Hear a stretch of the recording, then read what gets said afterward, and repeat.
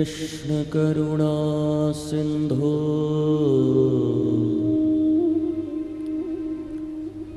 दीनबंधो जगत्पते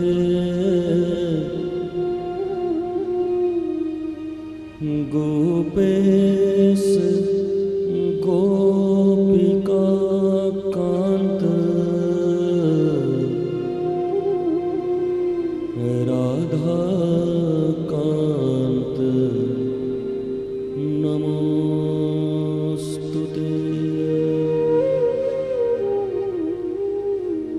तप्त कांचन गौरांगी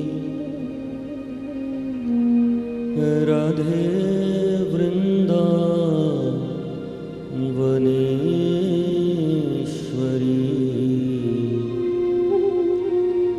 वृषभानुसुते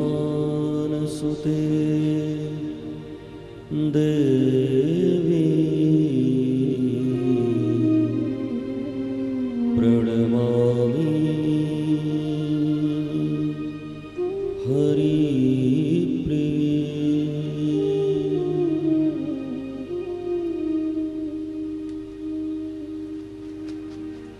बर्हापीडं नटवरवपु कर्णयो कर्णिकार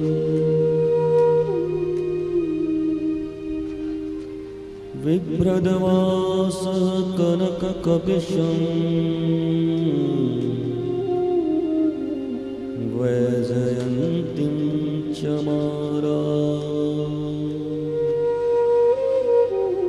रन्ध्रान् वेणुरधरसुधया पूरयन् गोपवृन्दये वृन्दारण्यं स्वपदरमणं प्राविशद् गीतकीर्ति।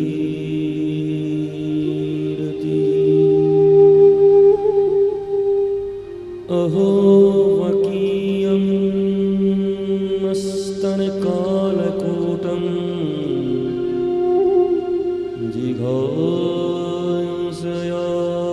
जिघांसयावायरप्य साध्वी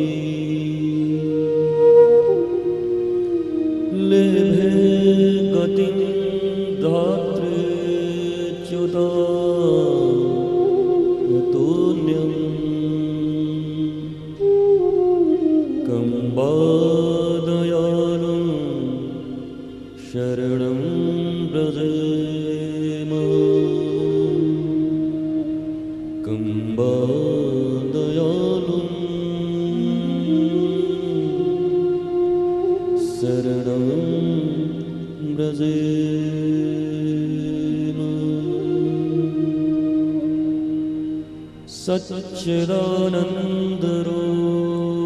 सच्चिदानन्दरूपाय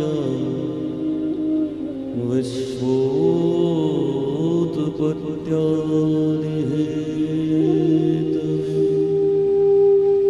तापत्रयविनाशाय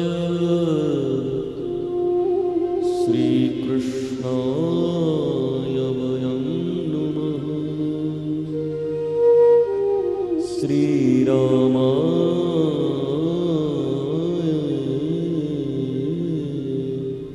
वयं नमः।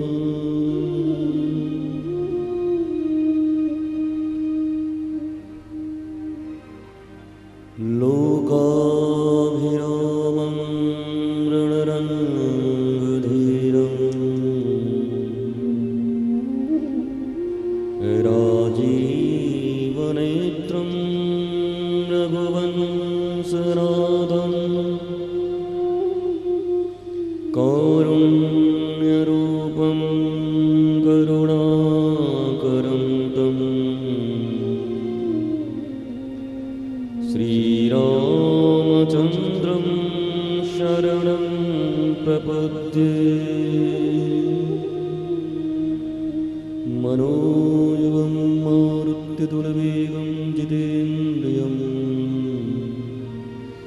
धीमतां वरिष्ठं वातात्मजं वानरयूथमुख्यं श्रीरामदूतं शरणं प्रपद्ये।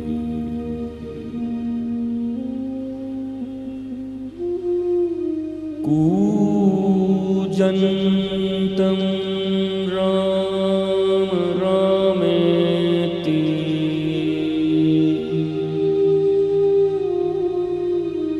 मधुरं मधुराक्षरम्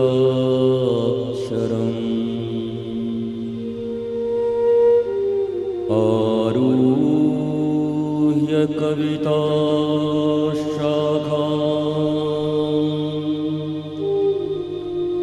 वन्दे वाल्मीकि कोकिलम्।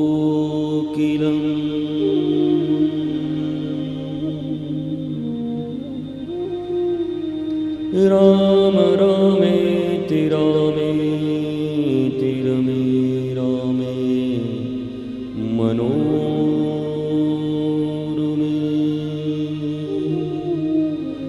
सहस्रनाम तत्तुल्यं राम नाम वरानने। भक्ति भक्त भगवंत गुरु चतुर्नाम बपुएक। इनके पद वंदन किए नासहि विघ्न अनेक।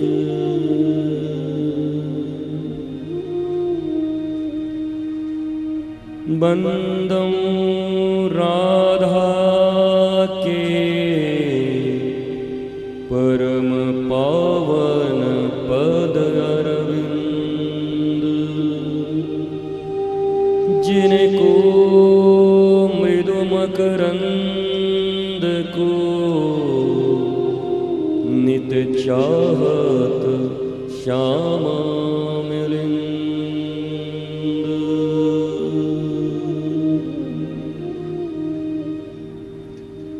जिनको मृदु मकरंद को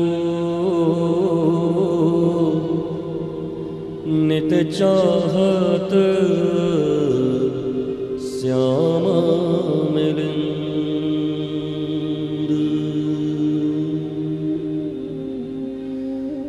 बिनु विश्वास भगति नहीं, तेहि बिन द्रवहि न राम। राम कृपा बिनु सपने हो, जीवन लह विश्राम। बिनु सत्संग विवेक न होए, राम कृपा बिनु सुलभ न सोए। निर्मल मन जन सुमोहि पावै। मोहि कपट छल छिद्र न भावै। जहाँ राम तहाँ काम नहीं, जहाँ काम नहीं राम। तुलसी की कबहूँ रह सके, रवि रजनी एक ठाम। श्री राधा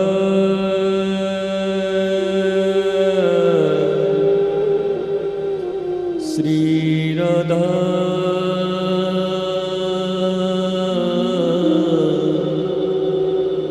श्री राधा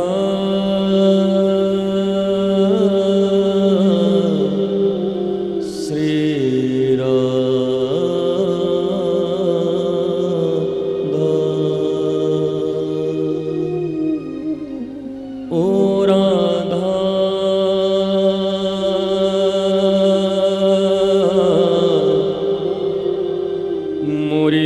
राधा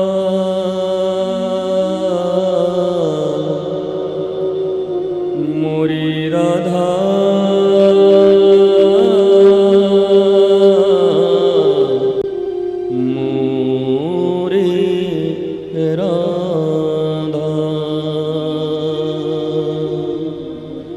मोरी राधा मोरी राधा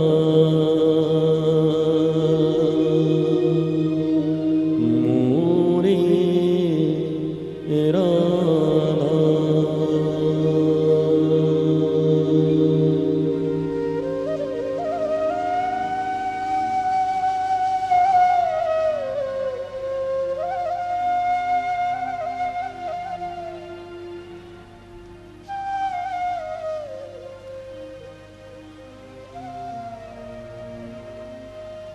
दीनबंधु कृपा सिंधु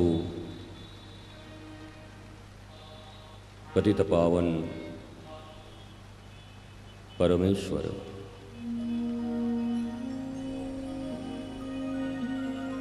भक्तवांछा कल्पतरु कृपा सिंधु भक्तवत्सल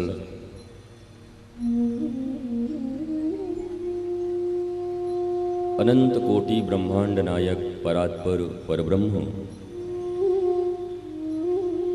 नंद नंदन यशोदा नंदन देवकी नंदन वसुदेव सुत वासुदेव भगवान श्री कृष्ण के चरणों में कोटि कोटि प्रणाम अर्पित करते हैं।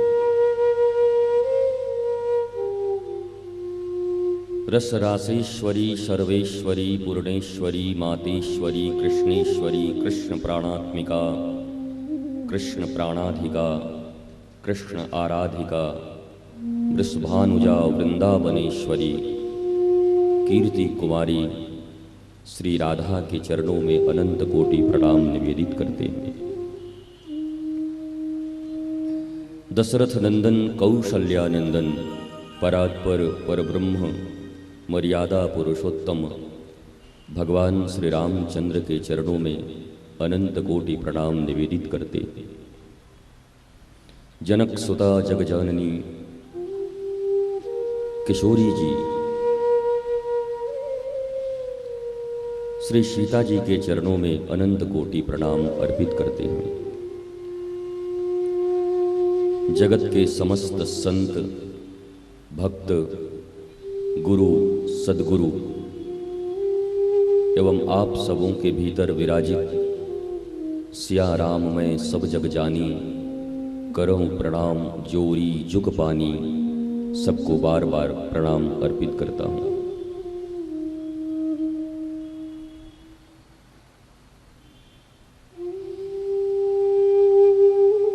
किसी भी यज्ञ में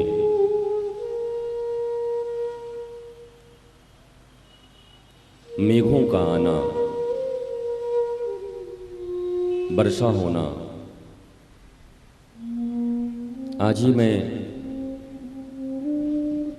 पढ़ रहा था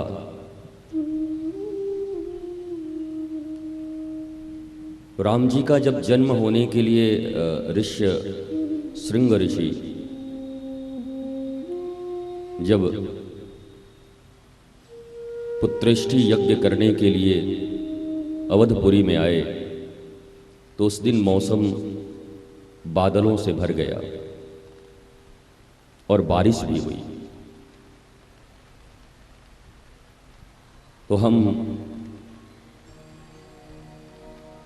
देखो, जल के विषय में मैंने कल तुम्हें बताया था कि जल शीतल है, तरल है, निर्मल है।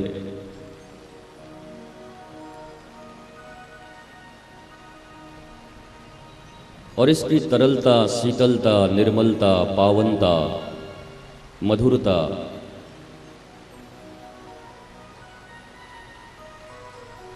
यह हमारे जीवन में श्री राम और कृष्ण की कृपा को उत्पन्न करती है। इसलिए आप सब भावपूर्वक विराजित रहें, बैठे, जहाँ तक बच सकते हैं बचें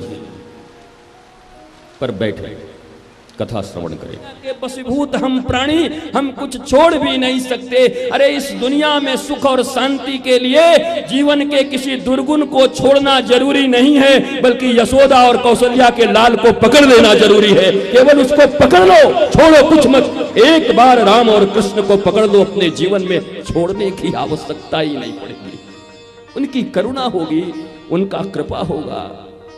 जैसे माँ अपने छोटे से बच्चे को, छोटा बच्चा मल त्याग देता है, मलमूत्र त्याग करके उसी मलमूत्र को उठाते रहता है, उसी में खेलता रहता है। माँ आती है, अरे घिन्न आ जाए दूसरे व्यक्ति को देख करके, पर मैया आती है, उसको उठाती है, मलमूत्र साफ करती है, स्नान कराती है, सुंदर भाव से महाराज उसको कैसे कैसे संवारती, तैयार करती, सुंदर कपड़े पहना देती, टिका लगा देती है। उसके बाद वही बालक कितना सुंदर लगने लगता है। हम भले ही मलमूत्र में लिपटे हुए हों, हम भले ही काम क्रोध मदमोह लोभ मात्सर्य के मलमूत्र में लिपटे हुए प्राणी हों, लेकिन कोई फर्क नहीं पड़ता। राधा हमारी माँ है, श्री किशोरी जी जानकी हमारी माँ है। और जैसे तुम साधारण मैया भी अपने बच्चों के मलमूत्र का परवाह नहीं करके, उनकी सफाई करके उन्हें पिता की गोद में देने योग्य बना देती हो। अरे जब पिता देखता है किसी बच्चे को मलमूत्र में लिपटा हुआ तो घिन्ना जाता है, अरे ये क्या कर रहा है, जाके देख कैसे कर रहा है, जा इसकी सफाई कर। माँ जाती है अपने हाथों से सफाई करके, और जब उसको बढ़िया सुंदर बना करके टीका लगा करके ले आती है तो वही पिता उसको उठा करके चूम लेता है। ऐसे ही हम भी चाहे जितने भी गिरे हुए क्यों न हो, हम भी चाहे काम क्रोध मदमोह लोभ में लिपटे हुए क्यों न हो, हमारी तरफ कृष्ण नहीं देखते, राम नहीं देखते, पर राधा और सीता को करुणा आ जाती है। वो आकर के हमारी सारी कमियों को दूर करके हमें ऐसा सुंदर सजा देती है कि कृष्ण और राम भी हमको गोद में उठाने के लिए तड़प उठते हैं, जैसे पिता तड़प उठता है। इसलिए हम पुकारते हैं राधे, इसलिए हम पुकारते हैं किशोरी। बिना किशोरी की कृपा के कुछ नहीं होगा, बिना राधा के कृपा के कुछ नहीं होगा। अरे जानकी जी के कृपा के बिना कुछ नहीं होगा। वो जगत जननी जानकी ही चाहेंगी तभी कुछ होगा। हनुमान जी को भी जानकी जी से ही मांगना पड़ा। जानकी जी ने कहा अष्ट सिद्धि नौ निधि के दाता, असबर दीन जानकी माता। हनुमान जी ने कहा मैया काय को ठग रही है? बोला हम काय को ठगेंगे? बोला ये अष्ट सिद्धि नौ निधि हम क्या करेंगे? बोला अरे एक सिद्धि प्राप्त करने के लिए लोग जीवन पे जीवन निकाल देते हैं, कई जन्म निकल जाती है। ये सिद्धि, ये रिद्धि, ये निधियां ये किसी को मिलती नहीं। अणिमा गरिमा लघिमा ये बड़ी बड़ी सिद्धियां हैं। एक सिद्धि को प्राप्त करने में 60-60 70-70 साल 100-100 साल लग जाते हैं, उसके बाद भी एक सिद्धि नहीं मिलती। और मैं तुम्हें अष्ट सिद्धि नव निधि के दाता, असबर दीन जानकी माता, तुमको ये वरदान दे रही हूँ। हनुमान जी ज्ञानी नाम अग्रगण्यम है, कहे मैया हमें ये रिद्धि सिद्धि नहीं चाहिए, तो मलमूत्र है। तब क्या चाहिए? कहा तुम्हारे पास एक चीज और है। कहा अब क्या है हमारे पास? कहा राम रसायन तुमरे पासा, सदा रहो रघुपति के दासा। हे मैया ऐसी कृपा कर दे कि राम जी का दास बन जाओ, राम रसायन प्रदान कर दे। ये सिद्धि रिद्धि क्या दे रही है, ये निधि क्या दे रही है? और हम भिखारियों की तरह मंदिरों में जाकर के पैसे मांग रहे हैं, रुपए मांग रहे हैं, प्रतिष्ठा मांग रहे हैं। वो पास हो जाए, वो फेल हो जाए, वो नौकरी मिल जाए, हमारा घर बन जाए, हमारा द्वार बन जाए। अरे एक तरफ हनुमान जी की पूजा करते हो, हनुमान जी और जानकी जी की पूजा करते हो, क्या कभी इन संबंधों को, क्या कभी इन कथाओं को कभी सुना नहीं? क्या हनुमान और जानकी जी के रिश्ते को कभी समझे नहीं कि हनुमान जी इतना ज्ञानी होने के बाद भी रिद्धि और सिद्धि को लात मार के छोड़ देते और कहते हैं राम रसायन तुम्हारे पासा, सदा रहो रघुपति के दास। इसलिए भैया जीवन में किशोरी जी से अगर कुछ मांगना हो तो ठाकुर की गोद मांगो और कुछ नहीं। किशोरी जी बड़ी करुणावान है, बड़ी कृपालु है, तुम जो मांगोगे वही दे देगी। पर सोच लेना कहीं भगवान शिव की तरह भस्मासुर को आशीर्वाद दे करके अपने ही संकट में मत फंस जाना। इसलिए मांगना पहले, मैंने पहले ही दिन कहा था अपनी कथा में कि भारतीय समाज को प्रश्न करने नहीं आता। विगत 5,500 वर्षों से भारत में कोई प्रश्न नहीं हुआ, नहीं तो शास्त्र पैदा हो जाता। 5,500 वर्ष पहले एक प्रश्न हुआ था और गीता पैदा हो गई। अर्जुन ने प्रश्न किया था और भगवान ने गीता दे दिया। लेकिन हम तो प्रश्न भी करना नहीं जानते। इसलिए जीवन में आवश्यक है प्रश्न करना सीख जाओ। आज महर्षि वाल्मीकि ने दोनों बालकों को आदेश दिया है, जाओ अवध की गलियों में घूम घूम करके राम कथा सुना कराओ। महाराज दोनों सुंदर बालक, मैंने तुमको कहा है कि कथा का सर्वश्रेष्ठ जो दक्षिणा हो सकती है वो कथा। हम तुमको कथा सुना रहे हैं, तुम हमको क्या दक्षिणा दोगे बताओ, क्या दे सकते हो? हमारी कथा का श्रेष्ठ दक्षिणा यही होगा कि हमसे जो सुने हो इतना भी याद है तो किसी दूसरे को जाके सुना देना। भैया अच्छी चीजों का जितना प्रचार प्रसार हो वो इतना अच्छा हो। आज हमारे समाज में यही हो रहा है, बुरी चीजें तो देखते ही देखते आग की तरह फैल जाती हैं। अरे उसकी बेटी भाग गई, ये कौन सा न्यूज है, ये कौन सा समाचार है? गंदगी में हाथ डाल रहे हो, किसी के फटे हुए कुर्ते में उंगली डाल करके और कुर्ते को फाड़ रहे हो। अरे इंसान हो और किसी का वस्त्र फट गया हो तो उसको सिल दो, उसकी लज्जा को ढक दो।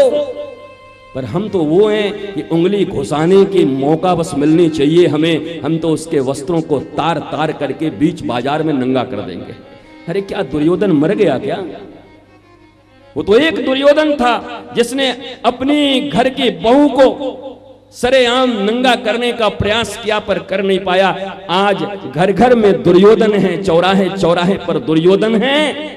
केवल साड़ियों के पल्लू खींचने वाले को दुर्योधन नहीं कहते, बल्कि दूसरे की उन्नति में अपनी उंगली को लगा करके उसको अवनति दिखा देना, दूसरे के दुख को कम न करके उसके दुख को और बढ़ा देना, दूसरे के अपमान में उसको और सांत्वना न दे करके उसको और अपमानित कर देना, यही काम तो दुर्योधन का है। ये बताओ ना कि दुर्योधन मर कब गया?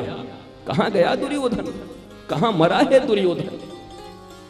इसलिए प्रयास ये करो कि अच्छी चीजें मिले तो इसका विस्तार करो, जो मिले उसका विस्तार। राम कथा रूपी दुर्लभ चीज तुम्हारे हाथों में आ गई तो अब बैठे क्यों हो? इसका विस्तार करो। अरे मैं वाल्मीकि महर्षि तुमको राम कथा दिया हूं और तुम अभी तक यहां बैठे हो, जाओ इसको गलियों में बांट दो, नगरों में बांट दो, पूरी दुनिया में बांट दो। मानो वाल्मीकि जी हमको यह सिखा रहे हैं कि जीवन में कोई भी अच्छी चीज मिले तो उसे अपने पास मत रखना। और दुनिया में सर्वश्रेष्ठ चीज क्या है जानते हो? अगर जल दान को सबसे बड़ा दान माना गया है, दुनिया में जितने भी पंथ हैं, जितने भी मजहब हैं, वो सब पानी दान को सबसे ज्यादा, जल पिलाने का सबसे बड़ा महत्व है। हम तो चिड़िया को जल पिलाते हैं महाराज, कुत्ते गधे सबको जल पिलाते हैं, दरवाजे पर आए हुए व्यक्ति को एक गिलास शीतल जल देना, ये शास्त्रों में कितनी इसकी महिमा है। जल दान की महिमा बड़ी है। पर जानते हो जल किसी व्यक्ति के शरीर में मात्र 1 दिन रहता है, किसी व्यक्ति को भोजन दो तो उसके शरीर में 3 दिन तक रहता है, किसी व्यक्ति को वस्त्र दो तो उसके शरीर में 1-2 साल तक रह सकता है, पर किसी व्यक्ति को हरि कथा दे दो तो जन्म जन्मांतर तक उसके जीवन में रहता है। इसलिए अगर देना ही हो तो सुभाषित दो, सुंदर वाणी दो। इसलिए तो गोपियां कहती हैं भूरिदा जना, गोपी कहती है कृष्णा इन महात्माओं को मैं बार बार प्रणाम करती हूँ। अरे मुझे छोड़ के महात्मा को क्यों प्रणाम करती हो? कहा तू तो छलिया है, छोड़ के भाग जाता है, हमें रुलाता है, पर धन्य है ये महात्मा जो तुम्हारी कथा सुना सुना के हम अबला गोपियों को, हम मर रही निष्प्राण गोपियों को प्राण वायु लौटा देते हैं। अगर तुम्हारी कथा न होती कृष्ण तो हम इतने दिन तक जीवित न रह पाती। इसलिए कहती हैं भूरिदा जना, ये महान महात्मा लोग महत लोग हैं, इनके चरण की धूली को अपने मस्तक पर लगाने के लायक है। क्यों? क्योंकि ये हरि कथा प्रदान करते हैं। इसलिए अगर जीवन में तुमको कोई श्रेष्ठ कथा मिलती हो, कोई श्रेष्ठ वाणी मिलती हो तो अपने पास तक मत रखो, उसको फैला दो। गुरु सबसे ज्यादा प्रसन्न शिष्य पर कब होता है? जब गुरु उसको जो ज्ञान देता है, गुरु जो उसको हरि कथा देता है और उस कथा का वो वितरण कर देता है। देखो विवेकानंद को रामकृष्ण परमहंस ने दिया, सबको, कई लोगों को दिया विवेकानंद के साथ, पर विवेकानंद ने जा करके 7 समंदर पार सिगाकों की धरती धरती पे भी इस भारतीय धर्म की ध्वजा को लहरा दिया तो गुरु कितने प्रसन्न हो गए। मैंने एक आर्टिकल पढ़ी थी कि महाराज जब शिकागो में वो भाषण कर रहे थे, धर्म के ऊपर बोल रहे थे, तो बहुत सारे लोग बैठे हुए थे, पेंटर थे महाराज, कलाकार थे, चित्रकार थे महाराज, पोएट थे महाराज, राजनीतिक लोग थे, बड़े बड़े लोग, व्यवसायी लोग थे, सब बैठ के सुन रहे थे, मंत्रमुग्ध थे। उसी समय एक चित्रकार भी था, वो बैठा बैठा वहां पर स्वामी जी भाषण दे रहे थे और वो चित्र बना रहा था। जब स्वामी जी भाषण देकर चले गए तो दूसरे दिन मिलने के लिए पहुंचा, कहा मैं एक चित्रकार हूं, आपसे मिलना चाहता हूं। कल जब आप प्रवचन कर रहे थे उस समय मैंने आपका एक चित्र बनाया है, लेकिन मैं बड़े उलझन में फंस गया हूं। बोला किस बात का उलझन? कहा मेरा उलझन ये है कि मैं आपके साथ तो कोई आया नहीं है, पर मैं जब चित्र बना रहा था तो आपके पीछे कोई एक बूढ़ा आदमी खड़ा था, मैंने उसका भी चित्र बना दिया है। और जब विवेकानंद ने कहा लाओ लाओ दिखाओ, और वो चित्र देखा तो उस चित्र के पीछे रामकृष्ण परमहंस ऐसे हाथ करके खड़े थे, मानो विवेकानंद भाषण नहीं दे रहा था, रामकृष्ण परमहंस खड़े होकर के भाषण दे रहे थे। शरीर में नहीं थे, मृत्यु हो गई थी, शरीर को त्याग दिया था रामकृष्ण परमहंस ने। उसके बाद भी अमेरिका के एक साधारण चित्रकार को रामकृष्ण परमहंस जीवंत साक्षात दिखाई पड़ते हैं। गुरु की कभी मृत्यु नहीं होती, गुरु कभी मरता नहीं। अगर शिष्य की शिष्यता, अगर शिष्य की पात्रता, शिष्य की अगर योग्यता रहे तो गुरु सदैव उसके मस्तक पर अपना हस्त कमल पधरा करके उसको जीवन में कभी हारने नहीं देता, उसके जीवन में अनंत प्रेम और शांति की वर्षा करते रहता है। इसलिए तुम्हें कहता हूं कि अगर राम कथा तुमको मिली है तो राम कथा का सर्वश्रेष्ठ दक्षिणा क्या होगा? दक्षिणा ये होगा अपने लोगों को बताना, घर वालों को बताना, परिवार वालों को बताना, नगर वालों को बताना, राज्य वालों को बताना, राष्ट्र को बताना। यही तुम्हारा कर्तव्य है। मुझे भी मेरे गुरु से जो कुछ मिला था, मैं भी चाहता हिमालय की गलियों में बैठ करके, हिमालय की कंदराओं में बैठ करके आराम से भजन कर सकता था, लेकिन आज तुम्हारे सामने बैठ करके राम की इस कथा को कह रहा हूं, कृष्ण की इस कथा को कह रहा हूं। क्यों? क्योंकि मेरे गुरु का मेरे ऊपर ऋण है, और ये ऋण तभी चुकेगा जब उनके दिए हुए इस ज्ञान को मैं लोगों के बीच में बांट दूं। विद्या ही एक ऐसा धन है, जितना बांटोगे उतनी बढ़ेगी। विद्या को कभी समेट कर मत रखना जीवन में। हम तो आज राम कथा सुन के जाते, अपने पड़ोसी तक को नहीं बताते, अपने पति को नहीं बताते, अपने भाई को नहीं बताते, अपने बच्चों को नहीं बताते। अरे किस बात के लिए राम कथा सुन रहे हो? क्या दक्षिणा दे पाओगे?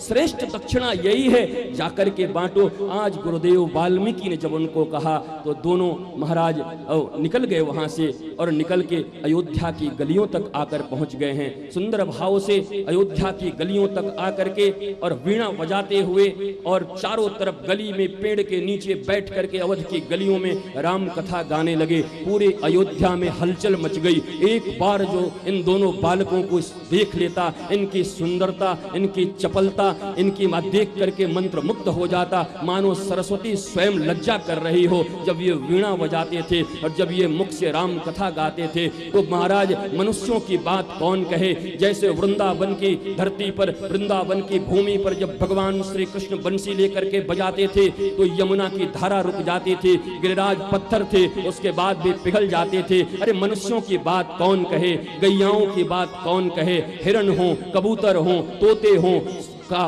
पिक सुख जितने भी होते थे वो सारे, अरे ये तो जीव हैं, पाषाण है, पत्थर, वो पत्थर तक पिघल जाता था जब कृष्ण की बंसी से ऐसे ही लौ और कुश जब निकले अवध की गलियों में और वीणा के तारों को झंकृत करते हुए और राम की कथा का श्रवण कराने लगे और मधुर मधुर कथा उनके कंठ से बहने लगी तो अयोध्या में लोगों की गति रुक गई। लोग अपना विद्यालय जाना छोड़ दिए, किसान खेतों पर जाना छोड़ दिया, महाराज लोग यूनिवर्सिटी जाना छोड़ दिए, लोग काम पर जाना छोड़ दिए, महलों का त्याग कर दिया, घर में रसोई बनना बंद हो गई। सारे लोग इन दोनों बालकों के पीछे दौड़ने लगे। राम जी के पास इस बात की महाराज सूचना गई, दूतों ने सूचना किया हमारी अयोध्या की हालत बड़ी खराब है। कहा क्या हो गया? अरे यहाँ पर कोई काम ही नहीं करता, चारों तरफ जड़ता मच गई है, विद्यालय खाली हो गए हैं, अस्पताल खाली हो गए हैं, लोगों के महल खाली हो गए हैं, महाराज लोगों के घर में रसोई नहीं बनती, आबाल अपराध वृद्ध बाल वनिता सबके सब दो बालक सुंदर राजकुमार ऐसे आए हुए हैं,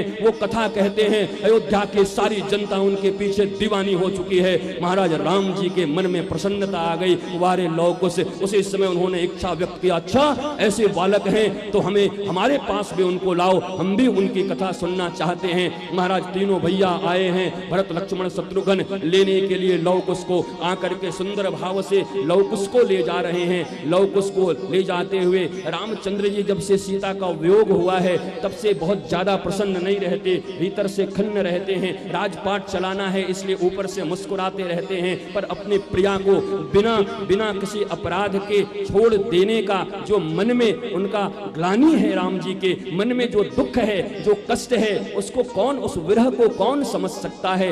उस विरह के विरहाग्नि में जलते रहते हैं। आज जब लौ कुश आ रहे हैं, उनके महाराज वीणा की झंकार सुनाई पड़ रही है, सुंदर सुमधुर गान कर रहे हैं, रामायण की कथा कर रहे हैं। राम जी के चेहरे पर मुस्कुराहट आ रही है। मुस्कुराहट केवल होठों से नहीं पहचानी जाती, मुस्कुराहट कभी कभी आंखों से भी पहचानी जाती है। महाराज दोनों बालक आए हैं, जैसे कौशल्या अम्बा, कैकेयी अम्बा और सुमित्रा अम्बा देख करके इनके स्तनों से दुग्ध की धारा फूट पड़ी है। लौ बिल्कुल सीता की तरह लग रहे हैं, कुश राम की तरह लग रहे हैं। कौशल्या बार बार अपने आंखों को मचलती हैं, अरे ये मैं क्या देख रही हूँ, ये जानकी कहाँ से आ गई, ये दूसरा राम कहाँ से आ गया। कैकेयी अम्बा बार बार अपने आंखों को मचलती हैं, ये क्या, ये राम और सीता कहाँ से आ गए। बस यूं समझ लो, राम और सीता जब छोटे हो जाएं तो लौ और कुश के जैसे हो जाएं। सुंदर व्यास आसन बनाया गया है, राम से भी ऊंचा। महाराज सुंदर व्यास आसन पर विराजित हुए हैं। गुरु वशिष्ठ आए हैं, लेकिन गुरु वशिष्ठ का भी आसन नीचे रहा है, क्योंकि व्यास आसन से ऊंचा आसन किसी का नहीं होता। स्वयं परात्पर परब्रह्म भगवान कौशलेंद्र नंदन दशरथ नंदन महाराज वो भगवान रामचंद्र भी आज लौ और कुश से नीचे बैठे हैं, व्यास गादी पर सुशोभित हो रहे हैं। तीनों मैयाएं बैठी हैं, महाराज तीनों बहुएं बैठी हैं, और सुमंत्र आदि मंत्रीगण सब बैठे हुए हैं। अवध की जनता आ गई है। सुंदर भाव से हाथों में वीणा लेकर के रामचंद्र ने देखा तो उनके नेत्रों में आंसू आ गए। रामचंद्र ने प्रश्न कर दिया, हे वीर बालकों, तुम्हारे पिता का नाम क्या है। जैसे ही लौ कुश ने यह सुना, लौ कुश के मन में, लौ कुश दोनों एकदम चुप हो गए, कुछ बोल ही नहीं पाते। दोनों के होठ फड़फड़ाने लगे, दोनों भाई एक दूसरी की तरफ देने लगे। दोनों बच्चे हैं ना, अभी तो छोटे छोटे बालक ही हैं। अरे इतनी सुंदर, इतने कोमल बालक जिनको राजमहलों में पलना चाहिए था। अरे राम तो 20, 22, 25, 27 वर्ष की उम्र में वन में गए, लेकिन इन बच्चों को तो देखो जिनका जन्म ही कहां क्षत्रिय वंश, महाराज इक्ष्वाकु वंश के, सूर्य वंश के, रघु वंश के ये कीर्ति पताका फहराने वाले दोनों कुमार वन में जन्म लेकर के मुनि कुमारों की तरह आए हैं। दोनों भाई एक दूसरे को देखते हैं, अब क्या बताएं, ये तो मैया ने हमें बताया ही नहीं। कि अचानक लौ और कुश को याद आ गया, उन दिनों वाल्मीकि के आश्रम की एक घटना है। दोनों छोटे छोटे थे, कुछ शरारत कर रहे थे, तो मैया को महाराज बड़ी गुस्सा आया। तो महाराज उस समय मैया ने बोला, ए निर्णक्रोश तनया, संस्कृत में कहा निर्णक्रोश तनयो, निर्णक्रोश तनयो। निर्णक्रोश का अर्थ होता है क्रूएल, निर्णक्रोश का अर्थ होता है महाराज क्रूर, निर्दयी। तो दोनों बालक हैं। सोचिए, अच्छा मैया ने एक बार बताया था हम किसके बेटे हैं, कहा हम निर्णक्रोश के संतान हैं, निर्दयी की संतान हैं। जैसे ही राम ने सुना, उनके आंखों से आंसुओं की धारा फूट पड़ी। अरे जिन बालकों को इस अवध की नगरी में रह करके अवध के राज्य में पलना था, सोने के पालने में जिनको खेलना था, आज वो वाल्मीकि के आश्रम में कांटों में खेल रहे थे। ठीक ही बात कहती है जानकी, मुझसे बड़ा निर्दयी और कौन हो सकता है। पर ये बात तो मैंने तुम्हें परसों ही बताई थी कि जानकी के और राम के हृदय की पीड़ा को कौन समझ सकता है। कौन समझ सकता है? दुनिया तो यही जानती है कि एक धोबी के कहने पर राम ने सीता को छोड़ दिया, पर ये कौन जान सकता है कि गर्भवती सीता को वाल्मीकि के आश्रम में वाल्मीकि पिता की तरह है माता सीता के। अयोध्या की स्थिति इतनी खराब है, यहाँ की हवा इतनी खराब हो चुकी है, यहाँ की जनता में सीता के चरित्र को लेकर के इतने संदेह हो गए थे कि गर्भवती अगर उस बात को सुन लेती तो उसके गर्भ पर असर पड़ जाता। अरे सुभद्रा अपने गर्भ में अभिमन्यु को लेकर के अर्जुन से जब चक्रव्यूह भेदने की बात सुन रही थी तो गर्भ में पड़ा पड़ा बालक सुन करके चक्रव्यूह का भेदन कर दिया। एक बात याद रखना माताओं कि ये 9 महीने के समय बड़े क्रूशल होते हैं, ये 9 महीने का समय बड़ा इंपॉर्टेंट होता है। अगर तुम्हारा बच्चा गलत निकलता है, तुम्हारा बच्चा गलत कर्म करने वाला निकलता है, निश्चित समझना उन 9 महीने में तुमसे कोई भूल हुई है। गर्भवती स्त्री को तो सदा ही सदा हरि कथा में मगन रहना चाहिए, सुंदर सुंदर कथाएं उनको सुनानी चाहिए, हरि की कथा, सुंदर राम के चित्र, कृष्ण के चित्र। पर आजकल तो महाराज सुपरमैन और डॉबरमैन और पता नहीं क्या क्या माताएं देखती रहती हैं। वो बालक भी वैसे ही हो जाता है। वो रावण ना आए, वो कंस ना आए, वो तो राम होएगा तुम्हारे घर में महाराज। शिवाजी आएंगे, विवेकानंद आएंगे। उन दिनों इतना सेंसिटिव होना चाहिए, वो 9 महीने तक ऐसे लालन पालन करना चाहिए माता को कोई। और घर के परिवार का भी ये बहुत बड़ा दायित्व है कि उन 9 महीनों में उस मैया को कोई कष्ट न हो, उसको किसी बात की ग्लानि न हो, उसे किसी बात के लिए डांटा न जाए, उसे किसी बात के लिए ब्लेम न किया जाए, बल्कि उसको सुंदर सुंदर वार्ताएं सुनाई जाएं। आज श्री राम इक्ष्वाकु वंश रघुवंश रघुकुल रीत सदा चली आई, प्राण जाए पर वचन न जाई, वो रघुकुल जहां एक से एक राजा हुए महाराज। मानधाता इक्ष्वाकु महाराज दिलीप, सगर, अंशुमन, रघु, अज, ऐसे ऐसे महाराज राजा जहां पर हुए हैं। दिलीप महाराज, शिवी, नाभाग महाराज, अम्बरीश, ऐसे ऐसे महान महान विभूतियों का, हरिश्चंद्र, ओ महाराज हरिश्चंद्र, सत्यवादी हरिश्चंद्र, ऐसे ऐसे लोगों का, ऐसे ऐसे राजाओं का ये महाराज संतति आ रही है लौकुश। तो क्या उसको ऐसे माहौल में रख देते कि जहां पर वो बच्चे भी खराब आ जाते? इसलिए वाल्मीकि ऋषि के आश्रम में माता सीता को भेज दिया है श्री राम ने। पर आज जब छोटे छोटे बालकों के मुख से सुना है कि निर्नक्रोश निर्दयी के बच्चे, निर्दयी के हम बने हैं, हम निर्दयी के बेटे हैं, राम जी फूट फूट कर रो पड़े हैं। दोनों बालक ने पूछा है, माँ ये राम क्यों रो रहे हैं, ये क्यों राजा क्यों रो रहा है? अब कौन बता सकता है राम के उस विरह की कथा? कौन कह सकता है? राम जी धैर्यवान होते हुए, मर्यादा पुरुषोत्तम होते हुए भी आज फूट फूट कर एक बार रोए थे जब वहां सीता का हरण हो गया था, और आज राम जी रो रहे हैं जब दोनों बालकों को ये कहते हुए सुना कि हमारे पिता निर्दयी हैं, ऐसा हमारी माँ ने कहा है। महाराज राम जी फिर अपने आप को संवारते हैं और धैर्य लेकर के बैठते हैं। कथा कहने के लिए कहा जाता है, दोनों बालक सुंदर भाव से बीना की तान को छेड़ देते हैं। सारे लोग मंत्र मुक्त होकर के बैठे हुए हैं। अवध की गलियों में महाराज कोई आज कोई काम नहीं कर रहा। अवध के महल के बाहर में भारी भीड़ लगी हुई है। सड़कें महाराज भीड़ से पटी हुई हैं, लोग कर्म छोड़ करके पड़े हुए हैं। वाह वाह वाह, वो दोनों ऋषि कुमार आज लगता है राम जी को कथा सुनाएंगे। महाराज इससे श्रेष्ठ कथा और कौन हो सकती है? जिनकी कथा है श्रोता के रूप में वो बैठे हैं। महाराज हम कहते हैं कि आप कौन सी कथा कह रहे हो गुरुजी? हम वो कथा कह रहे हैं जिनकी कथा है, जो इस कथा के नायक हैं वो श्रोता हैं, और जो नायिका हैं उन्होंने इस कथा को लिखवाया है। क्या इस कथा में कहीं कोई त्रुटि रह सकती है? इसीलिए वाल्मीकि रामायण बड़ी खांटी रामायण है। नाना पुराण निगमागम सम्मतम, ये महाराज गोस्वामी तुलसीदास जी ने खुद ही लिखा है कि हमने नाना पुराण से, निगम से, आगम से और क्वचित्र अन्योतपि, कहीं कहीं और से भी हमने सब जुगाड़ करके इस रामचरितमानस का निर्माण किया है। पर ये रामायण, आदि रामायण तो वाल्मीकि रामायण है, जिस रामायण की कथा राम भी सुन रहे हैं। राम मौजूद हैं उस समय में और अपनी कथा को सुन रहे हैं। सुनाने वाला कौन? सुनाने वाला भी राम।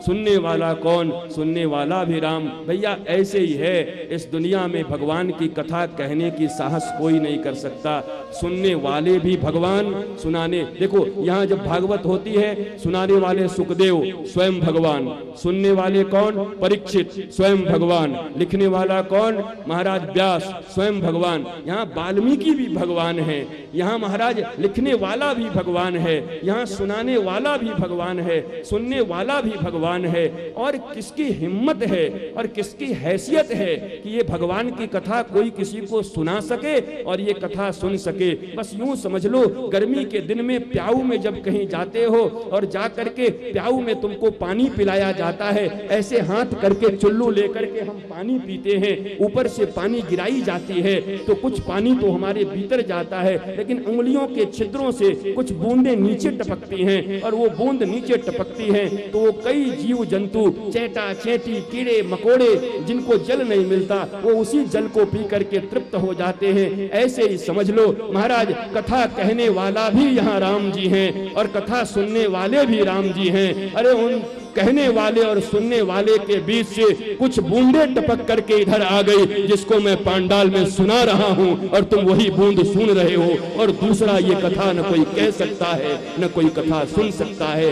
भगवत कृपा नहीं, भगवत कृपा से नहीं, भगवान ही अपनी कथा को कहते हैं और भगवान ही तुम्हारे हृदय में शुभ विचार बन करके बैठा है। वरना इस जांजगीर की महाराज पॉपुलेशन कितनी है मुझे बताओ तो? तुम्हारे इस नगर का पॉपुलेशन कितना है? लाखों की होगी, 1 लाख 2 लाख हो जाए, जितना हो जाए, पूरा एरिया मिला के 60 गांवों तक तुम गए थे। ये बताओ, अगर तुम्हारे हृदय में शुभ प्रेरणा भगवान बनकर न बैठे होते तो आज पूरी की पूरी जांजगीर यहाँ बैठी न होती। जिनके हृदय में भगवान स्वयं प्रेरणा बनकर बैठ गए हैं वो पांडाल में आ गए हैं, जिनके भीतर प्रेरणा नहीं मिली भगवान की वो यहाँ आने से वंचित रह गए हैं। इसलिए कथा सुन भी सकता है तो भगवान ही सुन सकता है, भगवान ही तुम्हारे हृदय में बैठ गया। वरना नाना काम है, इतने काम। देखो केपी राठौर डॉक्टर को, वो रोज महाराज इतना काम करता है, इतना उसको वहां पर मरीज आते हैं, रोज ऑपरेशन करना होता है, पर देखो वो सारा काम। और मैं कहता हूं भाई तेरा ऑपरेशन गड़बड़ हो जाए तू जाया कर, कहता है अरे मैं पहले भी एक बार चांपा में भागवत सुना हूं गुरुजी, और यहाँ भी रामायण सुनने आ रहा हूं, 7 दिनों तक भागवत सुना। उन 7 दिनों में उतने समय में मेरे यहाँ पर किसी पेशेंट का अमंगल नहीं हुआ, जो आया वो ठीक हो गया। महाराज राम की ऐसी कृपा है, कृष्ण की ऐसी कृपा है कि तुम विश्वास करो तो सारे कर्म हो जाते हैं। ये शुभेच्छा जो तुम्हारे हृदय के भीतर है वही ईश्वर है। ये जो तुम्हारी सम्मति बनी है, सन्मति तुम्हारे भीतर में आई है, सन्मार्ग तुमने देखा है, तुम्हारे भीतर की जो वृत्ति शुद्ध हुई है और कथा श्रवण के अधिकारी बने हो, यही तो प्रमाण है कि भगवान तुम्हारे भीतर में आ गए हैं। अब कौन से भगवान को खोजते हो? सुंदर भाव से भगवान राम के सामने लव और कुश ने कथा का आरंभ किया है। और सुनत अखियों में पानी, राम कहानी सुनो रे दाम का, राम कहानी सुनो रे दाम का। श्री राम जय राम जय जय राम, श्री राम जय राम जय जय राम, श्री राम जय राम जय जय राम, श्री राम जय राम जय जय राम। ओ कहत सुनत रावे, कहत सुनत रावे अखियों में पानी, राम कहानी सुनो रे राम का। ध्यान रखना, अगर भगवत भजन करना चाहते हो मत बनाना बहुत नियम, एक ही अगरबत्ती जलाने का नियम बनाना, वो भी मत जलाना। 2 मिनट अपने से भगवान का जो तस्वीर रखे हो उस पर धूल पड़ा हो तो तुम्हारा किसी को कह मत देना है इसमें धूल पड़ा है, इसको झाड़ो। देखो उसी दिन ठाकुर तुम्हारे ऊपर नाराज हो जाएगा, उसी दिन ठाकुर तुमको देखेगा नहीं। तुम इतने बड़े हो गए, चक्रवर्ती सम्राट हो के भी, और ये महाराज अम्बरीश राजा अम्बरीश चक्रवर्ती होकर के घड़े में जाकर के नदी से जल लाते हैं, रास्ते में लोग देख के हट जाते हैं, महाराजा धीरा जा रहे हैं, महाराजा धीरा जा रहे हैं। लेकिन उसके बाद भी अम्बरीश इतनी इतने श्रेष्ठ राजा, इतनी श्रेष्ठता उनके जीवन में, भगवत सेवा स्वयं करते हैं। एक बार महाराज एकादशी का व्रत किया, 1 वर्ष का व्रत था और आज पारण का दिन था। उसी समय दुर्वासा अपने 10,000 शिष्यों के साथ आ गए। 10,000 शिष्यों को लेकर दुर्वासा मुनि आ गए और आए तो अम्बरीश प्रसन्न हो गए। वाह वाह वाह, मेरा व्रत सफल हो गया, आज पारण सफल हो गया प्रभु, आज महात्मा का दर्शन, आपके चरण पड़े, दंडवत प्रणाम किया है। दुर्वासा ने कहा, अम्बरीश हम तुम्हारे यहाँ प्रसाद पाएंगे। भला इससे अच्छा और क्या हो सकता है? आज हमारे व्रत का पारण है और हम संत को खिलाकर और तब पारण करेंगे, इससे बेहतर और क्या हो सकता है? कहा थोड़ा इंतजार करो, हम स्नान करके आते हैं। 10,000 शिष्यों के साथ चले गए स्नान करने के लिए। ये दुर्वासा जानबूझकर आए थे अम्बरीश की परीक्षा लेने। ध्यान रखना, भगवान परीक्षा से नहीं प्रतीक्षा से मिलता है। भगवान कभी भी जीवन में अहंकार से नहीं मिलता। दुर्वासा को अहंकार हो गया था कि मैं दूर्वा पी के रहता, दूर्वा खा के रहता, केवल घास खा के दूर्वा का रस पी के रहते थे, इसलिए इनका नाम दुर्वासा। 10,000 शिष्य इनके साथ चलते थे, कम से कम 10,000 कम से कम एक साथ शिष्य चलते थे। अम्बरीश राजा प्रसन्न हो गए। ये गए तो ये तो जानबूझ के आए थे, नदी में जाकर के देरी कर दी इन्होंने, आए ही नहीं। इधर महाराज पारण की घड़ी मिटने लगी। देखो, व्रत का एक नियम होता है कि व्रत किया भी जाता है समय से और पारण भी समय से किया जाता है, नहीं तो व्रत की महिमा का, व्रत का फल नहीं मिलता। अगर तुम समय नहीं जानते, कई माताएं शंका में पड़ जाएंगी, अगर तुम समय नहीं जानती, कोई व्रत तुमने कर लिया और उसका पारण कब हो, जिसको जल पीना कहते हैं या कुछ खाना कहते हैं, अगर तुम समय नहीं जानते, कोई पंडित पुरोहित तुमको नहीं मिलता, तो सूर्योदय के समय ही जल का पान कर लेना चाहिए। सूर्योदय सबसे बेस्ट समय होता है, तो उसको सफल माना जाता है। ये एक नियम तुमको बता दे रहा हूं, पालन कर सकना तो कर लेना, अच्छा होगा, बहुत ज्यादा भटकने की जरूरत नहीं पड़ेगी। महाराज क्या हुआ, देर पे देर होने लगी। इधर जो पुरोहित लोग थे वो कहे, राजन आपका 1 वर्ष का किया हुआ व्रत खंडन हो जाएगा। बोला अब क्या करें, महात्मा को खिलाए बगैर तो हम खा नहीं सकते। कहा एक काम करो, मंदिर में भगवान का जो चरणामृत है वो चरणामृत पान कर लो, तुम्हारी व्रत की भी रक्षा हो जाएगी। और फिर दुर्वासा आएंगे तो उनको महाराज प्रसाद खिला करके, भोग खिला करके, भोजन करा के तब आप भी पा लेना।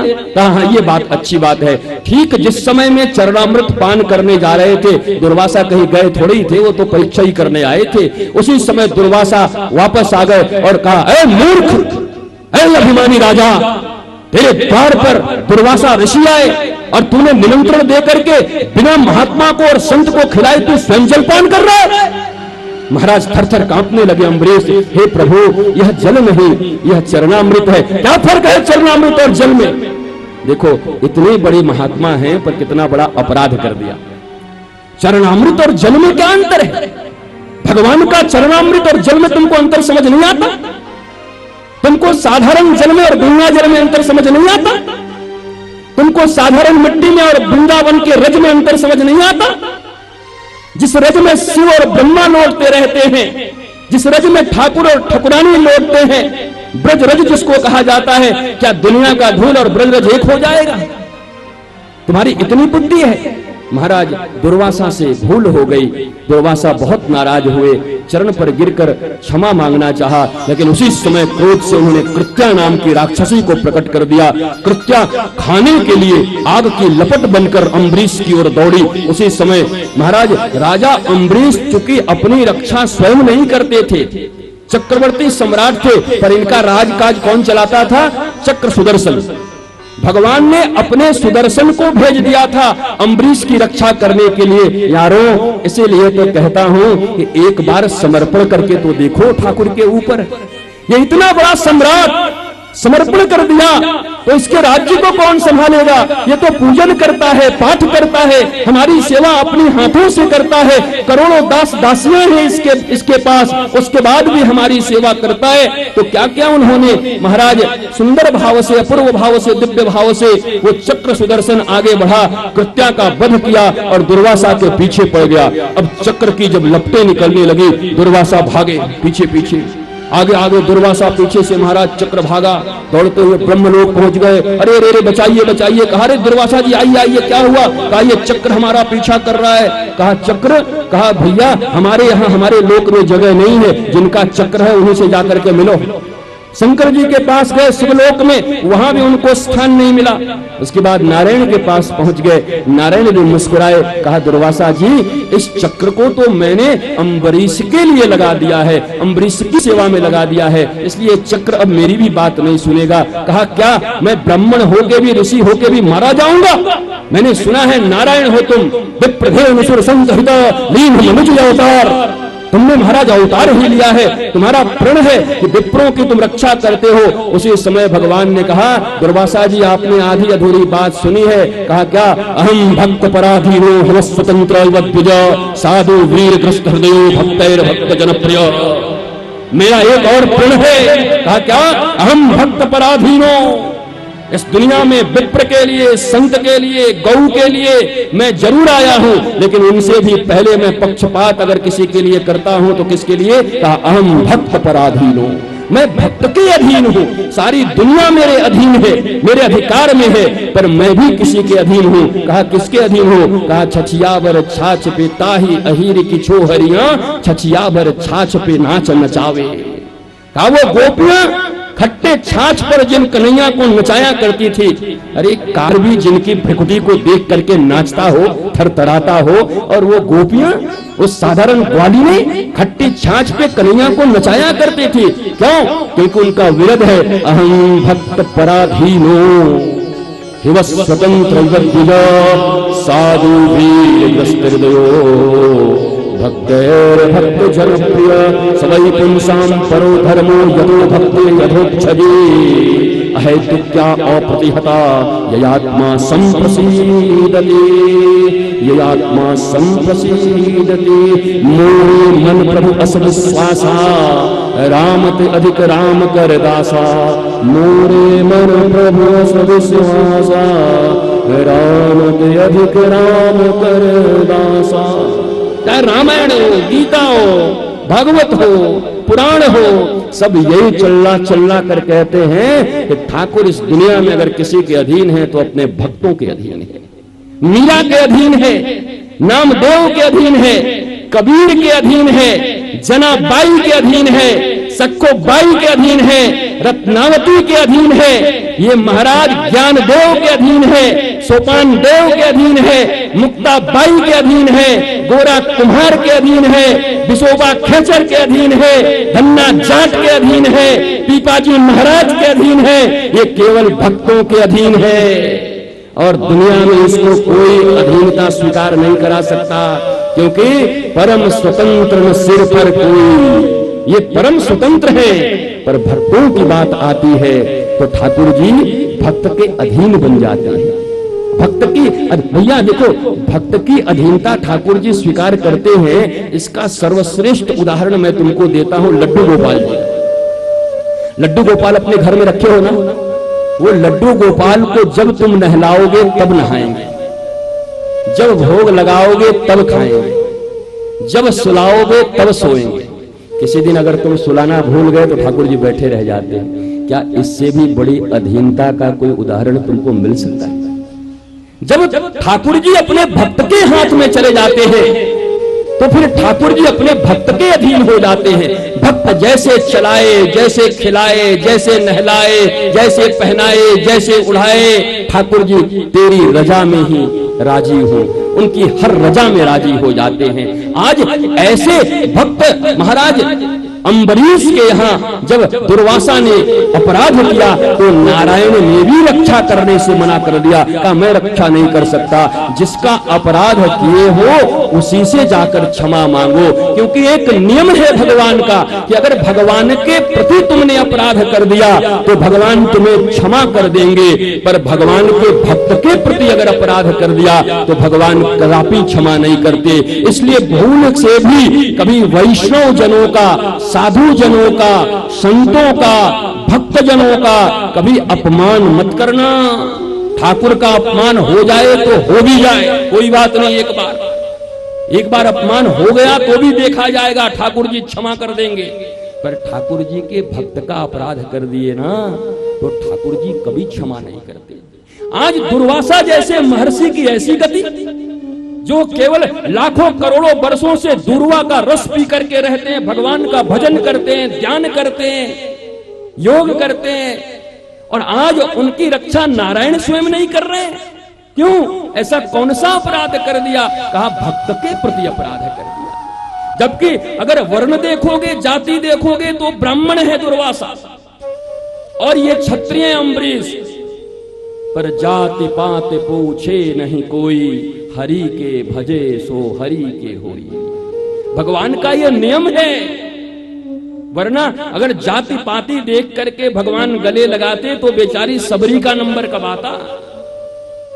जाति पाति देख करके लगाते तो नामदेव दर्जी का नंबर कब आता, जुलाहे कबीर का नंबर कब आता, बिसोबा केचर का नंबर कब आता, गोरा कुम्हार का नंबर कब आता, धन्ना जाट का नंबर कब आता। भगवान न जाति देखते हैं, न धर्म देखते हैं, न तुम्हारा प्रभाव देखते हैं। देखो, भगवान को कभी प्रभाव से नहीं रिझा सकते। भगवान को रिझा सकते हो तो स्वभाव से रिझा सकते हो। इसलिए बहुत से लोग दुनिया में प्रभाव दिखा करके संतों को, भगवान को रिझाना चाहते। भैया, तुम्हारे प्रभाव से अगर कोई संत रिझ जाए तो उसके संतत्व में बट्टा लग गया। वो संत है कि नहीं, जरा सोचना और विचार करना पड़ेगा। हमारे स्मृतियों के अनुसार, मीमांसाओं के अनुसार विचार करना होगा कि कोई संत अगर तुम्हारे प्रभाव में आ गया तो बड़ी मुश्किल बात हो जाएगी। अक्सर मैं कहा करता हूँ, दुर्योधन के यहाँ श्री कृष्ण आए और महाराज दुर्योधन ने कहा, आओ आओ आओ आओ, जीवन भर महाराज गोपियों के यहाँ दूध माखन दही चुरा चुरा के खाते आए हो, 56 भोग बनवाए, खा लो। ठाकुर का भूख नहीं है? अरे खा ले, इतना बढ़िया बनवाया। भूख नहीं है, नहीं खाऊंगा। अच्छा, आओ आओ, जीवन में फोड़ी गोपियों का नृत्य देखते रहे, आज देखो रमा उमा तिलोत्तमा उर्वशी इन सब का नृत्य तुमको दिखाता हूँ। स्वर्ग से अप्सराएं देखो, राज दरबार का नृत्य देखो। मुझे नहीं देखना। क्या हुआ? देख ले। बिल्कुल नहीं देखना। क्या हुआ? कहा दुर्योधन सुन, एक बात बताता हूँ। क्या? कहा कि मैं श्री कृष्ण हूँ, पर ब्रह्म परमेश्वर परमात्मा। एक बात सुन ले दुर्योधन, मैं श्री कृष्ण किसी के प्रभाव में नहीं खाता, अभाव में भी नहीं खाता। देखो, अभाव होता है तो कोई कहीं खा लेता है, भिखारी है, अभाव है, माँ रोटी दे दो, चले आए, मुस्टंडे हो गए, उसके बाद भी रोटी मांगने का, ले जा।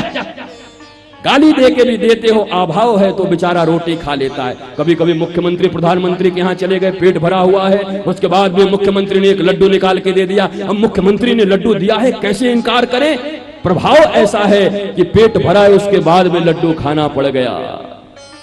तो व्यक्ति कभी कहा, भगवान ने कहा इस दुनिया में व्यक्ति 3 ही अवस्था में खाता है, या तो अभाव में खाता है या प्रभाव में खाता है। पर सुन ले दुर्योधन, मैं श्री कृष्ण हूँ, लक्ष्मी का पति हूँ। लक्ष्मी मेरे पांव दबाती है, जिसके पीछे ये सारी दुनिया भाग रही है। ना तो मैं अभाव में खाता हूँ, ना मैं प्रभाव में खाता हूँ। मैं खाता हूँ तो केवल भक्त के भाव में खाता हूँ, जिसका नितांत अभाव है तेरे पास।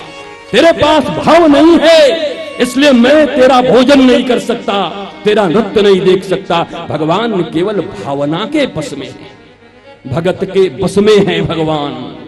केवल भक्ति की जो ये भावना, ये मूड है, जिस वृंदावन के मूड की बात मैं कर रहा था, भगवान केवल उसके बस में होते हैं। महाराज अपने सुंदर भाव से जाकर के दुर्वासा जी अम्बरीश के चरणों में गिर पड़े, पाही माम, रक्षा करो रक्षा करो। अम्बरीश ने उठा लिया, ये घोर अपराध हो रहा है, आप ब्राह्मण हैं, विप्र हैं, मैं क्षत्रिय, मेरे चरण में न गिरिए, मैं बार बार आपको दंडवत करता हूँ। अरे ये अपराध मुझे मत दीजिए, आप ब्राह्मण होके मेरे कदमों पे मत गिरिए। महाराज वो संत हैं, शीलवान हैं, अम्बरीश हैं, सबल हैं, सरल हैं और सजल हैं। क्यों?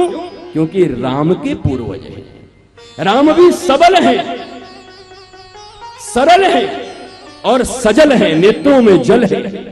ये 3 भूषण तुम्हारे पास है तब तुम राम के हो। अम्बरीश भी सबल हैं।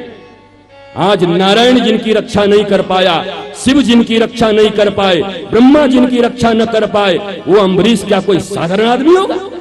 इतना बलवान त्रिलोकी नाथ जिसकी रक्षा नहीं कर पा रहे, उसकी रक्षा अम्बरीश कर रहे हैं। सबल है पर इतना सरल है कि चरणों में गिर गए। अरे विप्र देवता, आप क्यों प्रणाम कर रहे हो?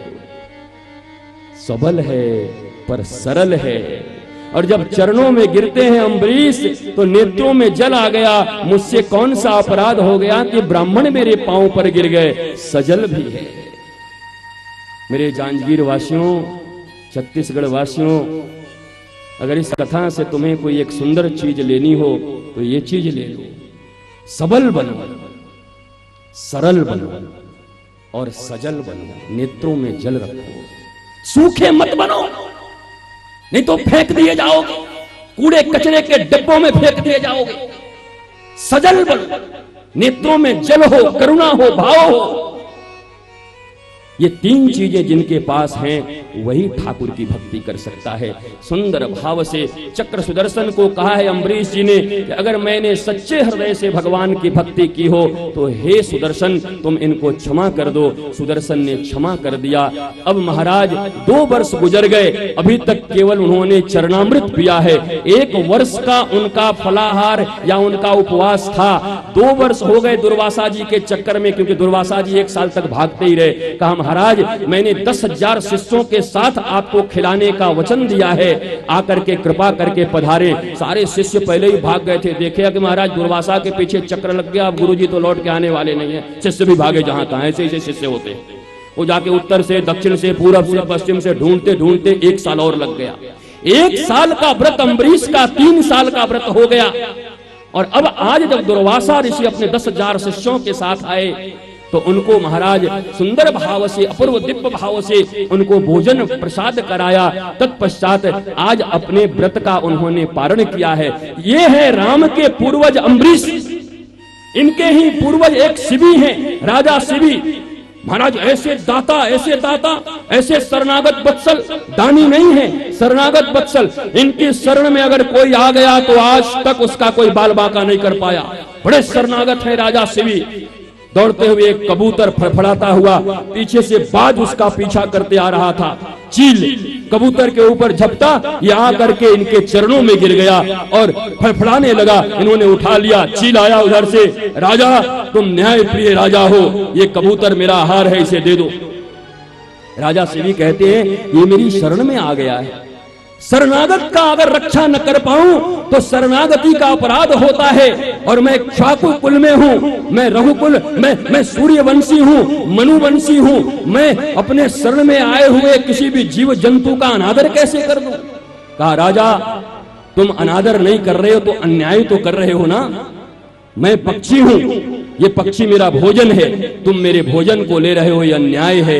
राजा से भी अन्याय भी नहीं करते। कहा सुन तुझे मांस चाहिए ना, तो जितना मांस इसके भीतर में है मैं अपना मांस तुझे दे देता हूं, तू खा ले। कहा मुझे मांस खाने से मतलब है, तुम अपना दे दो या इस कबूतर का दे दो। उसी समय शिवी ने तराजू मंगवाया है, एक तरफ कबूतर को रखा है, अपने जान के मांस को ऐसे नोच के और तराजू के दूसरे पड़ले पर रखा है, पर कबूतर भारी रहा।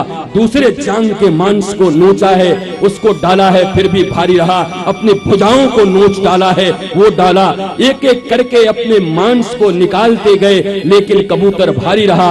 अंत में उन्होंने कहा मैं ही बैठ जाता हूं। और जैसे ही बैठे तराजू इधर झप गई और उन्होंने आंख बंद कर लिया और कहा आओ अब तुम अपने चोंच से मार मार के मुझे खा लो, लेकिन मेरे शरणागत में ये कबूतर आया हुआ है, इसका मैं वध नहीं होने दूंगा। उसी समय दिव्य अपूर्व भाव से महाराज आंखें बंद कर लिया शिवी ने कि अपने नुकीले चोंच से अब बाज आकर के मुझे खाएगा।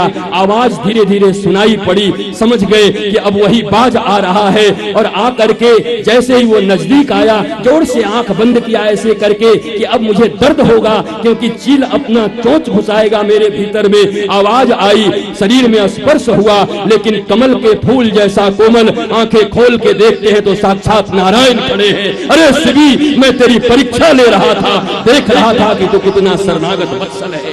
ये है राम का वंशज। राम इस वंश में आए हैं। यहाँ के एक एक राजा की अगर कथा करने लगूं तो सत्य कहता हूं मित्रों कि कम से कम 90 दिन लगेंगे। ये शिवी की कथा क्या इतनी जल्दी समाप्त हो जाएगी? ये तो मैं 5-5, 2-2 मिनट ले रहा हूं। उपकथाएं हैं, समझ सको कि राम किस वंश के हैं, ये लौ और कुश किस वंश के हैं। आखिर राम के भीतर में इतना पिता और माता के वचन मानने का ये जो उनके इनके भीतर में भाव आया, ये कहां से आया? अपने पूर्वजों से ही हम गुण ग्रहण करते हैं। जिसके पूर्वज ऐसे ऐसे हों दिव्य अपूर्व भाव से, इन्हीं के पूर्वज महाराज एक सुंदर हरिश्चंद्र हुए हैं। कौन नहीं जानता सत्यवादी हरिश्चंद्र को? सपने में अपने गुरु को दान कर दिया। अरे हम तो अपने हाथों से दान करके छीन लेते हैं, पर जिसने सपने में दान किया, गुरु विश्वामित्र आकर के द्वार पर खड़े हो गए। ऐ राजा, रात्रि में तूने सपने में दान किया है और अभी भी इस राज्य का भोग करता है? कहा नहीं, मैं अपने पत्नी के साथ छोड़कर जा रहा हूं। वाह रे वाह, सपने में दान कर दिया और राजपाट छोड़ के जा रहा है। जब जाने लगा, आप सब जानते हो, कहा ऐसे मत जा, दक्षिणा दे करके तब दान ऐसे नहीं लिया जाता, दान के साथ दक्षिणा भी दी जाती है। और याद रख लेना, इस दुनिया में दान लेना किसी का अधिकार नहीं है। जो ब्राह्मण या विप्र समझते हैं कि दान लेना ही मेरा अधिकार है, तो तुम भूल में हो। तुम शास्त्र का अध्ययन करो। इस संसार में दान लेना नहीं, दान देना मनुष्य का अधिकार है। प्रत्येक मनुष्य का अधिकार है। ब्रह्मा जी ने 2 शब्द दिया। देवताओं ने पूछा इसका मतलब, कहा दया करो। राक्षसों ने पूछा, कहा दमन करो। और मनुष्यों ने पूछा, कहा दान करो। प्रत्येक मनुष्य का कर्तव्य है दान करना। और याद रखना, दान देने वाला बड़ा नहीं होता, दान लेने वाला बड़ा होता है। अरे वो अर्थ जिसमें लाख अनर्थ छिपे हुए हैं, जिस अर्थ के कारण तुम्हारे जीवन में पता नहीं क्या क्या पाप संचित हो जाते, वो हाथ पसार के अगर तुमसे कोई लेता है तो छोटा वो नहीं भैया, छोटा तुम हो। जो दान तुम्हारे शंकाओं को, तुम्हारे संकटों को जो अपने ऊपर ले रहा है, उसको दान कहा जाता है। महाराज वो रहीम वाली बात आ गई ना, भैया आप इतना दान देते हो फिर भी नीचे निगाह क्यों किए रहते हो? तो उस समय रोते हुए उन्होंने कहा है, भेजनवार कोई और है, देवनहार कोई और है, देवत है दिन रैन, लोग भरम हम पे करें, याते नीचे नैन, लोग भरम हम पे करें, याते नीचे नैन। कहा इसलिए निगाह नीचे करके दान देता हूं कि देने वाला तो कोई और है, और मैं जिसको देता हूं वो समझता है मैं दानी हूं, इसलिए अपने आंखों को नीचे झुका लेता हूं कि ये तो, इसको तो कहा जाता है चोर होना। वस्तु मेरी नहीं है, पर अगला समझ रहा है मैं उसे दान दे रहा हूं। देवनहार कोई और है, भेजत है दिन रैन, लोग भरम हम पे करे, या से नीचे नैन। इसलिए दान जब भी देना तो नीचे नैन करके देना। और एक बात याद रख लेना भैया, हाथों में जल सुपारी और हाथों में कुश लेकर के दान पंडित और पुरोहित को जरूर देना चाहिए, लेकिन याद रख लो कि हाथ में जल जब हाथ में हो तो पुरोहितों को दान देना, और जल जब आंख में हो तब गुरु को दान देना। हाथ में जल लेकर के गुरु को दान नहीं देते, बल्कि आंखों में जल लेकर के गुरु को दान देते, रोते हुए, हे गुरुदेव आप मेरे ऊपर इतने करुणावान हैं, इतने कृपावान हैं। एक बात याद रख लेना, पूर्व मीमांसा को मानने वाले लोग, उत्तर मीमांसा और पूर्व मीमांसा ये 2 खंड हैं। यहाँ बैठे हुए विप्र भी इसे जानते होंगे, जो वैदिक नियमों को जानते हैं, जो पूजा कराने आए हैं, जो विद्वान हैं वो भी जानते हैं। दान गुरु को देना, वो भी हाथ में जल लेके महान अपराध है। गुरु को हाथ में जल लेकर के दान दो। तुम्हारे नेत्रों में जल हो, रो रहे हो, हे गुरुदेव क्या मैं आपको कुछ दे सकता हूं? क्या भिखारी शहंशाह को कुछ दे सकता है? जब तक देने का अहंकार है तब तक तुम्हारा दान सफल नहीं है, बल्कि वो दान तुम्हें और गर्त में ले जाएगा, अधोगामी बना देगा, अधोमुख बन जाओगे, पतोन्मुख बन जाओगे। इसलिए जीवन में दान देने का ही नियम है, सबको दान देना चाहिए। हमें भी दान दे, हम दान लेने के अधिकारी नहीं है। चोटी बढ़ा के और दाढ़ी बढ़ा के हम बैठ गए तो हम दान लेने के अधिकारी नहीं है। मेरा कर्तव्य है दान देना, मनुष्य मात्र का कर्तव्य है दान देना, प्रत्येक मनुष्य का। ये तो अभागे लोग हैं जो दान लेना अपना अधिकार समझ के बैठे हुए हैं कि दान तो मुझे लेना ही चाहिए।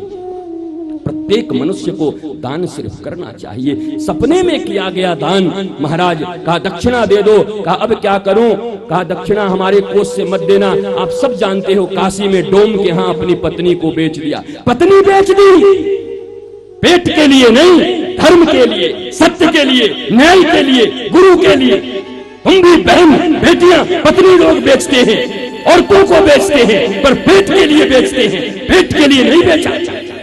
पत्नी बेचना कोई अच्छी बात है, बहन बेटी बेचना कोई अच्छी बात है, बहू बेचना कोई अच्छी बात है, लेकिन पत्नी बेच के भी इस आदमी का नाम सत्यवादी हरिश्चंद्र हो गया। What is your process? It's not important. What's your motive? It's more important. तुम्हारा तरीका क्या है ये महत्वपूर्ण नहीं है, तुम्हारा उद्देश्य क्या है ये महत्वपूर्ण है। इनका उद्देश्य क्या है पत्नी बेचने का? गुरु को दक्षिणा देना है, इसलिए पत्नी तक बेच डाली। पत्नी बेचने वालों को तो समाज में महाराज घृणा की दृष्टि से देखा जाता है, लोग थूकते। आज हरिश्चंद्र के नाम पर थूका जाता, पत्नी बेच डाली, पर गुरु के लिए बेच डाला, भगवान के लिए बेच डाला। इसलिए आज सत्यवादी हरिश्चंद्र कहे जाते हैं। बेटे को बेच डाला, बेटा रोहित सर्प ने दंशन कर लिया और गए जाकर के काशीराज डोम के यहाँ जहां पर इनकी ड्यूटी लगी थी, कहा ये आपका बेटा मर गया, इसको जलाने दो। कहा देवी मैं किसी का पिता नहीं, किसी का पति नहीं, अभी मैं अपने मालिक का नौकर हूं, ड्यूटी पे हूं, और 2 पैसे लगेंगे तभी इस शव को जला सकता हूं। बढ़िया हुआ, रात्रि का समय था, साड़ी को खोल डाला, सही बयान, और खोलकर जैसे ही महाराज आधी साड़ी के एक डोर को फाड़ा है, ये साड़ी नहीं फाड़ी, पृथ्वी और महाराज बैकुंठ के बीच जो पर्दा था उसको फाड़ दिया। देवता फूल बरसाने लगे, नारायण उपस्थित हो गए। जय हो तेरी हरिश्चंद्र, जय हो तेरी सत्यवादी की ये परीक्षा थी। सुंदर भाव से परीक्षा हुआ। इस वंश में आए हैं राम, केवल राम जन्म हो गया, चौथे दिन आए और योग ग्रह लगन वार तिथि सब अनुकूल। उसके बाद अवध में आनंद भयो, जय जय अवध लाल की जय, दशरथ लाल की करके डम डमाडम चले गए, हो गया। कौन है राम? राम के भीतर में रामत्व कहां से आया? राम के भीतर में संस्कार कहां से आए कि जिन सौतेली मां ने उनको वनवास दिया, उसके बाद भी वनवास से आने के उपरांत सबसे पहले उनको प्रणाम करते हैं। ये आखिर राम मनुष्य के रूप में आए हैं। ये राम के भीतर में ऐसे संस्कार और सभ्यता देने वाला कौन है? ये इक्ष्वाकु वंश के बड़े बड़े राजा हैं, शिवी राजा, मानधाता, दलीप गौ सेवक, महान गौ सेवक। दिलीप राजा से गौ सेवक कोई नहीं। महाराज अंशुमन, दिलीप, अंशुमन, भगीरथ, सगर के पुत्र हैं ये। सगर के 60,000 पुत्र थे। सगर कौन?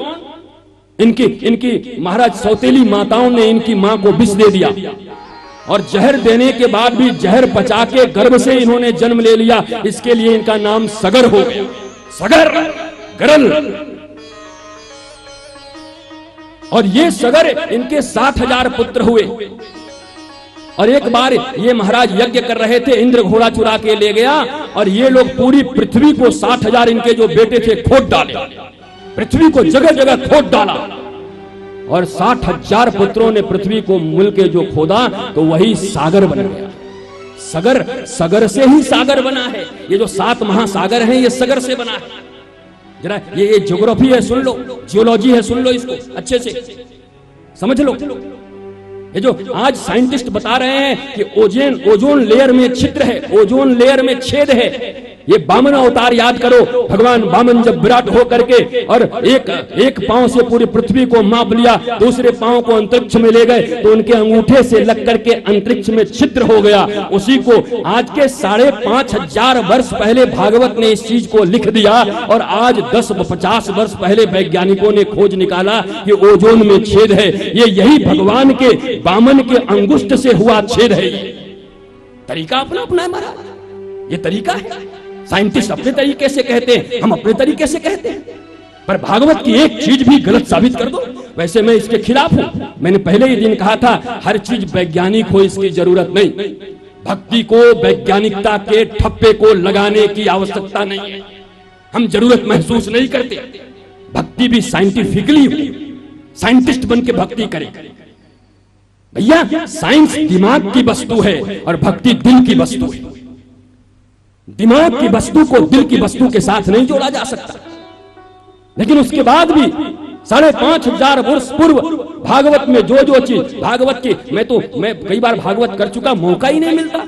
मैं उसके ज्योग्राफी पर मुझे बोलनी है, पृथ्वी का निर्माण कैसे हुआ महाराज, ये द्वीप कैसे बने, ये पहाड़ कैसे बने, ये पर्वत कैसे बने, ये पेड़ कहाँ लगाए गए महाराज, ये जो जियोलॉजी है, मेटामॉर्फिक रॉक, ये जितने भी रॉक्स हैं, ये सबका अनुसंधान भागवत में है। ये एक क्लास की बात है, क्लासरूम की बात है, यहाँ की बात नहीं है। ये क्लासरूम में कभी बैठोगे तो होगा, और जिनको इच्छा हो बैठेंगे मेरे साथ, करूंगा। हाँ, शास्त्रार्थ नहीं करूंगा, मेरे पास इतना समय नहीं है। अगर तुम आग्रही हो, अगर तुम्हें जानने की इच्छा है, जरूर बैठूंगा तुम्हारे साथ। पर ये क्लास का विषय है। दिव्य अपूर्व भाव से इनके ही महाराज हरिश्चंद्र का देखो। उसके बाद सगर, वहां गए कपिल मुनि के आश्रम में घोड़ा बांध दिया था जाकर के इंद्र ने। ये 60,000 पुत्र जाकर के देखे और जाकर के उन्हीं को चोर समझ लिया कपिल मुनि को गंगा सागर में, और उनका अपमान कर दिया। ऐसी क्रोध की दृष्टि से देखा कि 60,000 पुत्र जल के भस्म हो गए। बिना सोचे समझे किसी के ऊपर आरोप नहीं लगाना चाहिए, इसको याद रखो। विवेक से किसी के ऊपर आरोप लगाना ही अच्छी बात नहीं है, पर बिना, हम तो इतने आज शॉर्ट टेम्पर्ड हैं कि 1 मिनट में इसी ने चुराया होगा, यही आया था, इसी ने किया होगा, उसी ने किया होगा, और बाद में लज्जित होते हैं। कई बार लज्जा होता है। मुझे एक बात याद आ गई, एक व्यक्ति ने मुझे ईमेल भेजा था, सुंदर, लंदन से, विदेश से, आनंद, गौरव आनंद, मेरा बच्चा है, मैं बच्चे जैसा मानता हूं उसको। उसने मुझे एक ईमेल भेजा था, उसमें बड़ी सुंदर उसने लिखी थी बात। वहां एक भारतीय दंपत्ति रहते थे और डॉक्टर थे वो। क्या हुआ, एक और भारतीय दंपत्ति का पुत्र एक्सीडेंट कर गया, उसको हॉस्पिटल में लाया गया। तो वहाँ जिस हॉस्पिटल में थे उस समय में उसी डॉक्टर की ड्यूटी थी। डॉक्टर को महाराज कॉल किया गया, डॉक्टर आने में, ऑपरेशन थिएटर में लड़के को रख दिया गया है, ब्लड ब्लीडिंग हो रही है, डॉक्टर को बुलाया जा रहा है, डॉक्टर आ नहीं रहा है। अंत में भागते दौड़ते डॉक्टर आया, पिता ने रोक लिया, तुम बड़े कैसे लापरवाह हो, मेरा बेटा मर रहा है, कहाँ थे इतने देर से? कहा आप चिंता मत करें, मैं अब जा रहा हूँ, आप बैठो। अरे प्रवचन कर रहे हो, मेरा बेटा मर रहा है अंदर में, यहाँ प्रवचन का समय है। कहा मैं क्या करूं? कहा देखिए आप श्रेष्ठ काम यही कर सकते हैं, ये बैठकर भगवान से प्रार्थना करें। कहा सुनिए, जब अपने ऊपर गुजरता है ना तब आदमी को समझ में आता है प्रवचन क्या था। मेरे ऊपर प्रवचन कर रहे हो, तुमको जाकर के इलाज करना। कहा आप मुझसे लड़ाई ही करते रहोगे कि मैं उसका इलाज करूं? ठीक है जाओ। और गए, जाकर के थोड़ी देर के बाद महाराज बाहर भी बड़ी कौतूहल था, आधे घंटे लगे। डॉक्टर मुस्कुराता हुआ निकला, कहा कांग्रेचुलेशन, वो अब अंडर कंट्रोल है, मैं जा रहा हूं, नर्स से पूछ लेना बाकी जो जानकारी लेनी है। भीतर गया, जाकर के देखा, नर्स को बोला he is a rude man, बहुत रूड है, बहुत बेकार आदमी है ये ऐसा घटिया डॉक्टर। एक तो पहले इतनी देर से आया और इसने ऑपरेशन किया और कह रहा नर्स से पूछ लेना, जिसको थोड़ा एटिकेट मालूम नहीं है। उसी समय नर्स ने कहा अरे रे रे रे रे, उन पर आरोप मत लगाइए, वो देवता हैं। कहा देवता है? किस बात का देवता है? कहा देव पुरुष हैं, आप नहीं जानते। बोला क्या हुआ? कहा कल उनके पुत्र का निधन हो गया था, आज उनके पुत्र की मुखाग्नि देने की बारी थी। चिता पर अपने पुत्र के शव को रख करके जैसे ही आग देने जा रहे थे, उनको मोबाइल गया, फोन गया, लेकिन वो इतने धर्मनिष्ठ हैं कि उन्होंने चिता की वो रखी हुई लाश को रोक दिया। कहा एक आदमी ये तो मर ही गया है, एक आदमी मरने जा रहा है, मैं दौड़ के आ रहा हूं, अपनी कार से आए और तुम्हारे बेटे को बचाने के बाद अभी जाकर के अपने बेटे को अग्नि दिया है। वो कोई साधारण मानव नहीं, वो देवता है, इसलिए बिना सोचे समझे किसी पर आरोप मत लगाया। महाराज कभी जीवन में पता नहीं कौन किस स्थिति में है। मेरी आंखों में आंसू आ गए वो ईमेल पढ़ के। वाह वाह वाह वाह। मैंने फिर बात किया उस लड़के से लगा करके, अरे यार ये तो बड़ी सुंदर घटना है और इससे बड़ी प्रेरणा मिली जीवन में कि अचानक किसी के ऊपर कोई आरोप नहीं लगाना चाहिए। पता नहीं कौन किस मुसीबत में है यारों, कौन तुम्हारी भलाई कर रहा है। पर ये कभी कभी नासमझी में हम अपने लोगों को भी अपना शत्रु बना लेते हैं। इसलिए अपने विचार से नहीं, शास्त्र से विचार करो, शास्त्र की नीति से चलो, गुरु की नीति से चलोगे। और ये देखो महाराज सगर के 60,000 पुत्रों को भस्म कर दिया, 4 पीढ़ी लग गई। महाराज अंशुमन, दिलीप, उसके बाद भगीरथ, तब भगीरथ ने जाकर के बहुत प्रयास करके और गंगा जी को लाया। अब गंगा जी आने के लिए तैयार तो हो गई। भगीरथ जी गए, जाकर के प्रार्थना किया, चलो हमारे महाराज पूर्वज सब पड़े हुए हैं 60,000 लोग, जब तक उन पर जल नहीं पड़ेगा वो तरेंगे नहीं। बोला क्या करें? कहा हम चलने के लिए तो तैयार हैं, पर हमारे वेग को सहेगा कौन? हमारी इतनी तीव्र वेग है। भैया देखो, रात और दिन का जोड़ा है, इनका एक कोरिलेशन है। या भैया समझ लो कि सुख और दुख का भी एक रिलेशन है। भैया तीव्र को कौन रोक सकता है? तीव्रता को कौन धारण कर सकता है? जो शांत होगा। शिव कौन है? शांत है। शांत है शिव। इसलिए शिव ने अपनी जटा पे, जटा के भीतर गंगा जी को ले लिया। भोलेनाथ बैठे हुए थे, गंगा जी जटा के भीतर आ गई। जैसे महाराज कोई हिमगंगे तेल लगा दे, भोलेनाथ को बड़ा आनंद आया। ओहो, मस्ती में आ गया। वो गंगा आई, सारी जटा के भीतर ही समेट के रख लिया। भगीरथ खड़े हो गए, हे देवता कृपा करिए, हमारे पूर्वज पड़े हुए हैं, आप तो पूरा का पूरा जटा में लेके बैठ गए। कहा यार मैं पूरा तो नहीं छोड़ूंगा, बड़ा आनंद आ रहा है। तो जटा के एक नोक को ऐसे खींचा तो महाराज एक पिचकारी की तरह एक धारा निकली। वही धारा गंगा जी हैं। सगर ये महाराज लेकर के भगीरथ अपने रथ को चलते रहे। रथ के दोनों पहिया के बीच में जल की दो धारा चल रही थी, उसी को गंगा कहते हैं। गंगा से एक नहर निकाल के ले जाओगे, उसको गंगा नहीं कहते। गोमुख से जो गंगा निकाल के अपने दोनों रथ के पहिए के बीच में जो धारा चल रही थी उसको लेके जा रहे थे। जल्दी जल्दी आगे बढ़ते जा रहे थे। बीच में एक मेरा जन्नू ऋषि मिल गए। जन्नू ऋषि बैठे हुए थे। इनका महाराज लुटिया कमंडल बहा के गंगा जी ले गए। गुस्सा आया, हाथ में लेके सब पी गए गंगा जी। ये रथ लेके आगे बढ़े, कह रहे गंगा जी कहाँ गई? फिर पीछे आके देखे तो यहाँ ऋषि सब पान कर रहे हैं। हे देवता, फिर आपने वही किया। अरे बड़ी मुश्किल से हमारे 3-3 पीढ़ी से इंतजार कर रहे हैं, वो उनको तराना है, थोड़ा कृपा करो। उस समय में लोग कहते हैं अगर मुख से निकाल देते पिए हुए गंगा को तो वमन हो जाता, अगर महाराज पिच्छ द्वार से निकालते तो मलमूत्र हो जाता। इसलिए एक जगह ऐसा कहा गया कि अपने कानों से निकाला, एक जगह ऐसा कहा गया कि अपने जंघाओं को चीर कर वहां से गंगा जी को निकाला। इसलिए उस दिन से उनका नाम हो गया जाह्नवी हो गई। वो गंगा जी को लेकर के आए गंगा सागर में और अपने पूर्वजों को तार दिया। वो भगीरथ जिन्होंने लोक मंगल के लिए गंगा को इस पृथ्वी पर उतार दिया, ये है राम के वंशज। राम के वंशज का महाराज वो बोलो गंगा मैया की। महाराज एक पवित्र नदी है, इतनी हमारी माँ है गंगा। ओहो महाराज, ऐसी मैया, सुंदर गंगा मैया का अवतरण हुआ, तार दिया। ऐसे वंश में श्री राम का आगमन हुआ है।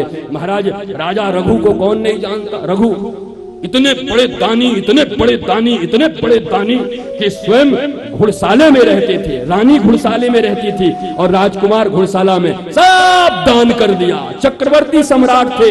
याद रखना, राम के जन्म लेने के बाद भी इस वंश का नाम राम वंश नहीं हुआ।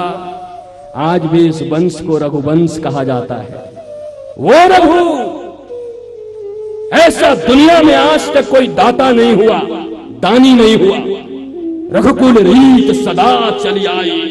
एक बार जिसको वचन दे देते रघु उसको निभाते थे।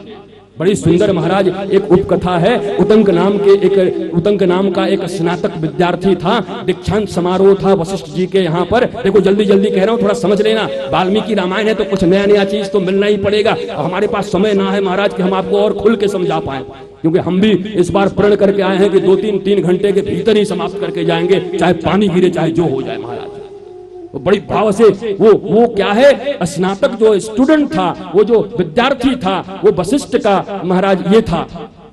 जब उसकी दीक्षा पूरी हो गई, शिक्षा पूरी हो गई, पहले शिक्षा दीक्षा पूरी होने के बाद शिष्य गुरु को क्या देता था पता है? एक घिया, लौकी, एक बैगन, एक कद्दू, यही लाके 15-15 साल तक पढ़ते थे और जाते समय एक लौकी देके चले जाते थे। अब गुरु भी तृप्त, आप तृप्त।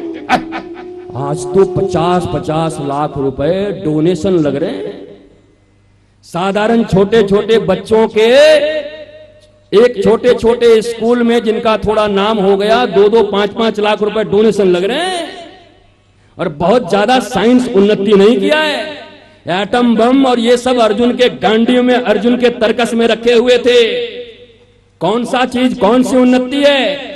पुष्पक विमान जो रॉकेट बनाए हो, वो आज के करोड़ों 9 लाख वर्ष पहले भगवान राम और रावण उसमें चला करता था, बिना ड्राइवर का यान। कौन सी उन्नति कर गए हो? लेकिन शिक्षा का मूल्य क्या था?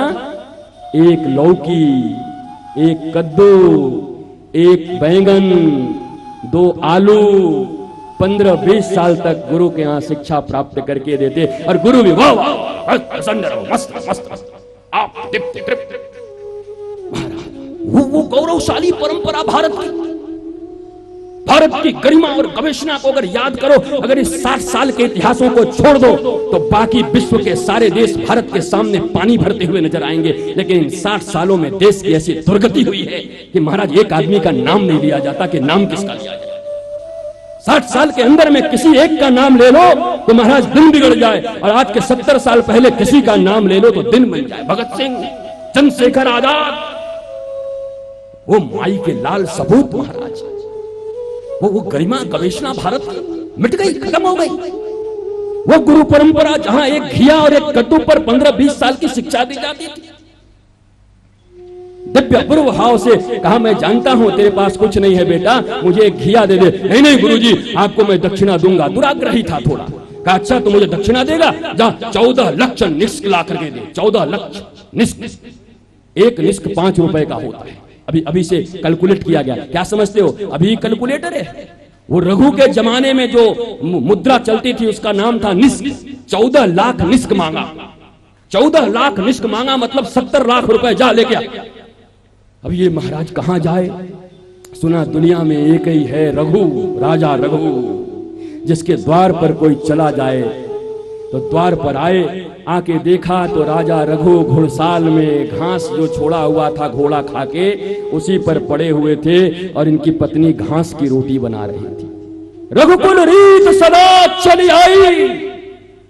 राणा प्रताप ही घास खाके नहीं रहा, रघु भी घास की रोटी खाके रहे। ये राम का पूर्वज है। राम इस वंशज में आए हैं जहां के राजा ने दान इतना किया कि स्वयं घास की रोटी खा के रहते थे। चक्रवर्ती सम्राट रघु। Can you imagine? ये कोई इमेजिन कर सकता है? बियॉन्ड आवर इमेजिनेशन, हमारी सभी कल्पनाओं के बाहर है ये महापुरुष लोग।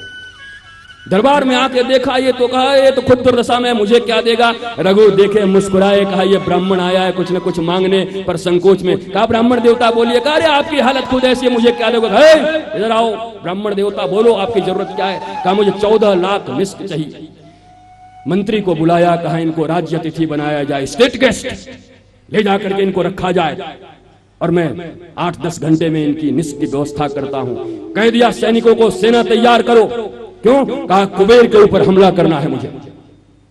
पूरी महाराज, घोड़े की जीन कसी जाने लगी, तलवार पजाए जाने लगे, धार दिए जाने लगे, ढाल उठाए जाने लगे। उतने में कुबेर का दूत आया, हाथ जोड़कर राजा रघु की जय हो। कुबेर ने अपना पराजय स्वीकार कर लिया है और पूछा है आपको क्या देना है, क्या चाहिए आपको?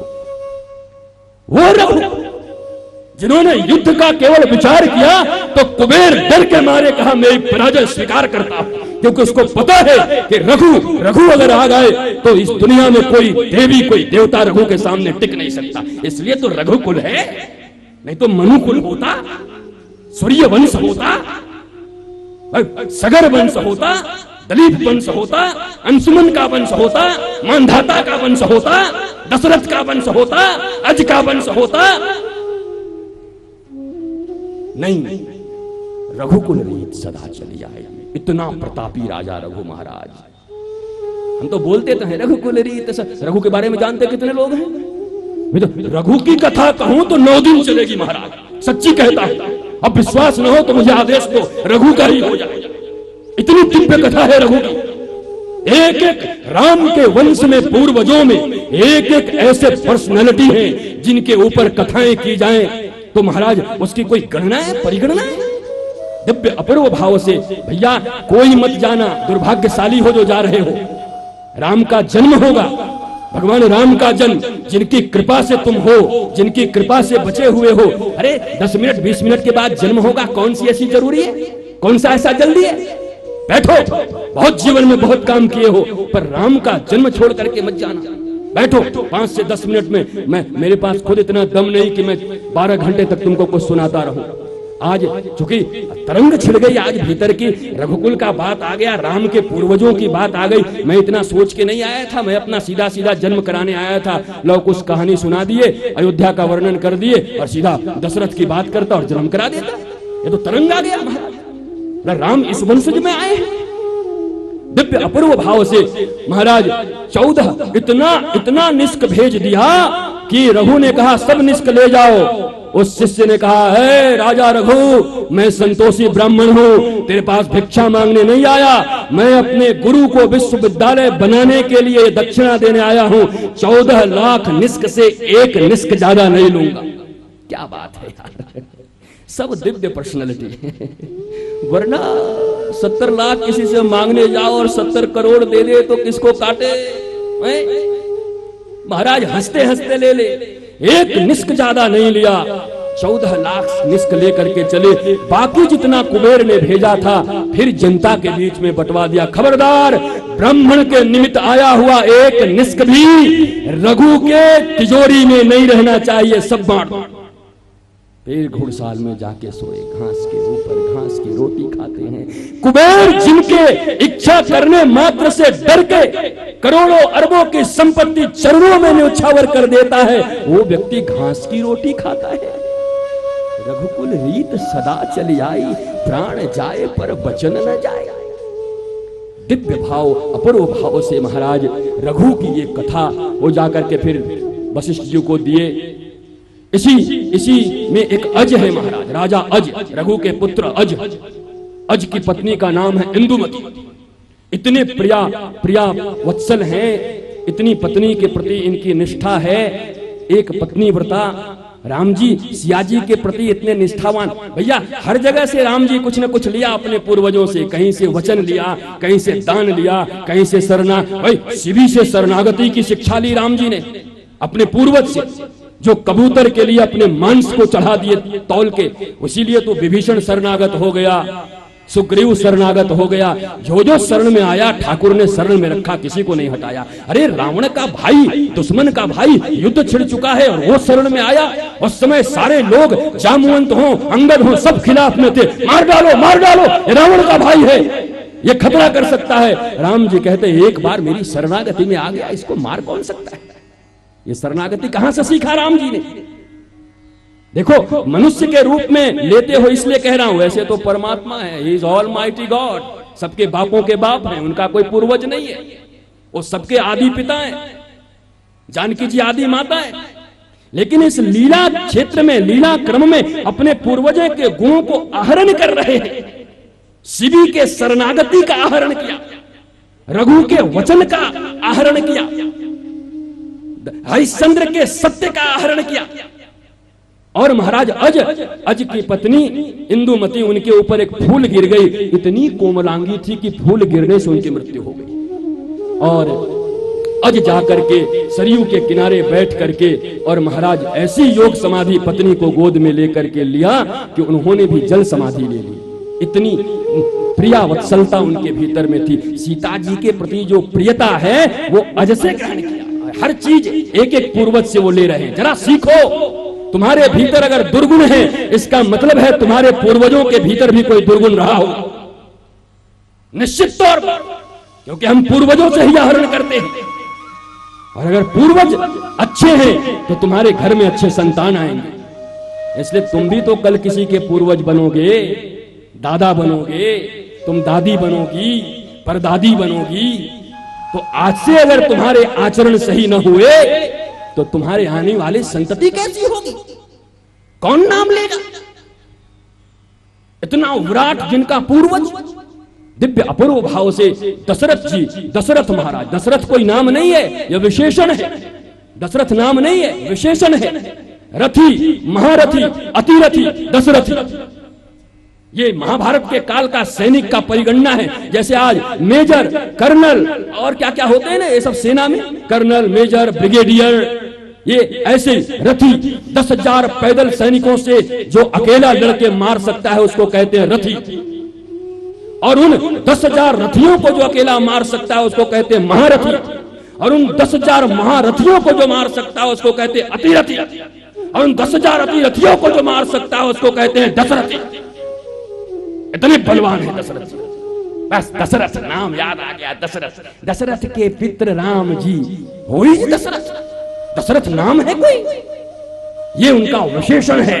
कर्नल, ब्रिगेडियर, महाराज, जनरल दशरथ। उन दशरथ की 3 पत्नियां हैं, कौशल्या अम्बा, कैकेयी अम्बा और सुमित्रा अम्बा। दिव्य अपूर्व भाव से महाराज दशरथ जी के राज्य में 8 महाराज दिव्य ऋषि से कोई भी कर्म करते हैं तो 8 मंत्री हैं और 8 इनके पुरोहित हैं। 8, हम तो केवल वशिष्ठ को जानते हैं, ये वशिष्ठ इनके वशिष्ठ हैं, वामदेव हैं, कात्यायन है, गौतम है, मार्कंडे है, सुयज्ञ है, ये सब उनके 8 ऋषियों में है। जब वशिष्ठ जी अनुपस्थित रहते हैं तो वामदेव जी को गुरु मान करके उनसे प्रणाम करके पूछते हैं दशरथ जी। वशिष्ठ और वामदेव दोनों बराबर है और 8 ऋषियों का एक मंत्रिमंडल है। बिना इनसे पूछे कोई भी धार्मिक कार्य नहीं किया जाता, हर एक कर्म इनसे पूछ के किए जाते हैं। सुयज्ञ वशिष्ठ जी के बेटा का ही नाम है सुयज्ञ, राम जी के फास्ट फ्रेंड, क्लोज फ्रेंड। आगे कथा सुनाऊंगा। जब राम जी का वनवास होगा तो ये वशिष्ठ के पुत्र सुयज्ञ को राम जी ने क्या क्या दिया, क्या ड्यूटी दी। रामायण की बहुत सारी चीजें हमसे छिपी हुई हैं, उनको जाने बिना हमारे चरित्र में परिवर्तन नहीं आ सकता। बहुत सारे चीजें गौण हैं। तुलसी रामायण बहुत अच्छे, बाबा ने इतनी कृपा की हम अबोध जनों पर कि हम तो इसके योग्य भी नहीं हैं। लेकिन वास्तव में अगर राम कथा सुननी हो, अगर राम के विषय में जानना हो तो वाल्मीकि का आश्रय करो। वाल्मीकि का आश्रय करना पड़ेगा तुम्हें। महाराज सुंदर भाव से, पूरे दिव्य भाव से। दशरथ जी की 3 पत्नियां हैं लेकिन कोई संतान नहीं है। बहुत से लोग जानते नहीं महाराज। अब क्या किया, एक दिन वशिष्ठ जी के पास गए, जाकर के कहा गुरु जी अब बताइए, या तो 2 काम कर दो, या तो मेरे भीतर में जो पुत्रैषणा है, पुत्र पाने की इच्छा है, उस कामना को मार डालो, नहीं तो एक पुत्र दे दो। यहां भी एक बहुत बड़ा राज छिपा हुआ है। गुरु से क्या प्रश्न करना चाहिए, क्या मांगना चाहिए, सीखो। हम तो जाके गुरु जी हमको थोड़ा दे दीजिए, थोड़ा कृपा कर दीजिए, घर बनवा दीजिए, बिल्कुल गलत। ये गोस्वामी तुलसीदास इस बात को नहीं लिख रहे, वाल्मीकि जी लिख रहे हैं। जाकर के दशरथ जी ने 2 बातें कही है, हे गुरुदेव, या तो मेरे भीतर में पुत्र की इच्छा पैदा हो रही है, या तो मेरी कामना को मार डालो, या मुझे एक पुत्र दे दो। वशिष्ठ जी ने कहा इन दोनों में से मैं कुछ भी करने में समर्थ नहीं। आप समर्थ नहीं? आप बिल्कुल समर्थ नहीं, क्योंकि मैं गुरु हूं और कामना युक्त कोई कर्म मैं कर नहीं सकता। तुम्हें सलाह दे सकता, आज तो बेटा नहीं है तो निकाल करके भभूत दे रहे हैं, ले जाओ बेटा हो जाएगा। वशिष्ठ जी भभूत नहीं दिए, गुरु है, चूरन निकाल के नहीं दे दिया, सेब निकाल के नहीं दे दिया, फल निकाल के नहीं दे दिया। कहा मैं तुम्हारा पुरोहित हूं, तुम्हारा गुरु हूं, तुमको साधन बता सकता हूं। गुरु साधन बताता है, करना तुम्हें पड़ेगा। ये राम राज्य है, ये राम की कथा है। हम सब चीजों को गौण कर दे रहे हैं। महाराज आपको जानकारी नहीं है शायद, रावण केवल पहली बार नहीं आया है यहां राम जी से लड़ने के लिए, रावण रघु से भी लड़ने आया है। रावण आज का नहीं है, रघु से लड़ने आया था। रघु ने इनकार कर दिया, मैं ब्राह्मण से लड़ाई नहीं करता, जा। तो क्या किया, वेश बदलने में माहिर है। रावण आ गया रघु का रूप बना करके, रघु की पत्नियों का सील भंग करने, कि अगर इनकी पतिव्रता समाप्त हो जाएगी तो रघु को मार डालूंगा, क्योंकि पतिव्रता स्त्रियों के पति को कोई जल्दी मार नहीं सकता। ये तुमको युद्ध दिखाई पड़ेगा। लक्ष्मण और मेघनाथ का युद्ध वास्तव में लक्ष्मण और मेघनाथ का युद्ध नहीं है, ये सती सुलोचना, प्रमिला नाम है जिसका, सुलोचना का असली नाम प्रमिला है, वो सुलोचना और भैया लक्ष्मण की पत्नी उर्मिला के बीच में है। कौन बड़ी पतिव्रता है? जो पतिव्रता होगा बड़ा, उसी का पति जीतेगा। पतिव्रता भंग करने आ गया, सील भंग करने आ गया, और जब आया तो ऐसी, अरे वो रघु, उनकी पत्नी न पहचान पाए, पहचान गई। उसी समय रघु क्रोधित हुए, वर्ण निकाला, आह्वान किया और दौड़कर ब्रह्मा जी आ गए। अरे रे रे रे, ये मत करो मत करो। कहा क्यों? कहा तुम्हारे वंशज में राम आएंगे तब इसको मारेंगे, ये क्यों कर रहे हो? कहा अब तो बाण निकाल लिया, छोड़ूंगा नहीं। कहा ये बाण मुझे दान दे दो। ब्रह्मा जी ने वो बाण को दान में ले लिया। जब रावण को पता चला कि हमारी मौत निकल चुकी है, उसी बाण से हमारी मौत होनी है, तो ब्रह्मा जी का इसने बहुत बड़ा घोर तपस्या किया और ब्रह्मा जी को प्रसन्न करके वो बाण मार दिया। तुम्हें पता नहीं है, रावण के बारे में कहा जाता है कि काल को अपनी पाटी में बांध के रखा था। काल को भी जिसने बांध के रखा था, ये कौन काल है पता है? ये यही बाण है, जिसको जहां सोता था उसी के पाए में चुनवा करके रखा था भीतर में, और रोज उसकी पूजा करता था। ये बात केवल मंदोदरी जानता था। और जब महाराज राम मारते मारते थक गए, 20 भुजा काट देते, 10 सिर काट देते, फिर 10 सिर निकल जाता, हा करते आ जाता, परेशान परेशान। तब कहा बेओ महाराज कि ऐसे नहीं मरेगा। कहा क्या? अपने गोस्वामी जी ने भी लिखा है 31 बाण जब मारा अंतिम में भगवान ने, बाण 31, तब जाके रावण का वध हुआ। तुम्हें पता है 31वां बाण कौन है? ये वही रघु का बाण। लाया कौन? हनुमान जी। बड़ा लंबा कथा है, इसको किसी और दिन कहेंगे। ये बड़ा इसमें रस है, ये 5 मिनट में मैं खत्म नहीं कर सकता इसको, और हमें जन्म भी कराना है। ये मैं तुमको बताऊंगा ये वर्ण हनुमान जी कैसे जाकर के लाए। तुम पूछोगे मैं गुरुजी किस रामायण से बात कर रहे हो आप? चरितम रघुनाथस्य शतकोटि प्रविस्तरम एकैकक्षरम पुंसाम महापातकनाशनम रामायण शतकोटि अपारा रामायण शतकोटि अपारा शतकोटि अपारा। ये बंगला भाषा में एक रामायण है, उसको कहते हैं कृतिवास रामायण। याद कर लेना, कृतिवास रामायण। अभी आने वाले 8 दिनों में और भी कुछ रामायण का नाम बताऊंगा, कुछ घटनाएं बताऊंगा। कृतिवास रामायण में रघु और रावण की घटनाएं, और फिर वही रावण दशरथ से भी लड़ने आया है, ये भी बात बस। दिव्य अपूर्व भाव से महाराज, सुंदर भाव से गुरुजी ने कह दिया देखो मैं तुम्हारे कामना को तो नहीं मार सकता, उपाय बता सकता हूं, यज्ञ करो। कहा कौन सा यज्ञ करो? कहा कौन सा नहीं, अब केवल यज्ञ ही करो, केवल यज्ञ करो। गोस्वामी जी ने लिखा कि केवल पुत्रष्टि यज्ञ किया, नहीं नहीं नहीं, 60 यज्ञ स्तूप बनाए गए, और दुनिया का पूर्व मीमांसा का ऐसा कोई यज्ञ नहीं है जिसे दशरथ ने न किया हो। महाराज कुशाओं से अयोध्या की भूमि पट गई, इतने यज्ञ किए दशरथ ने।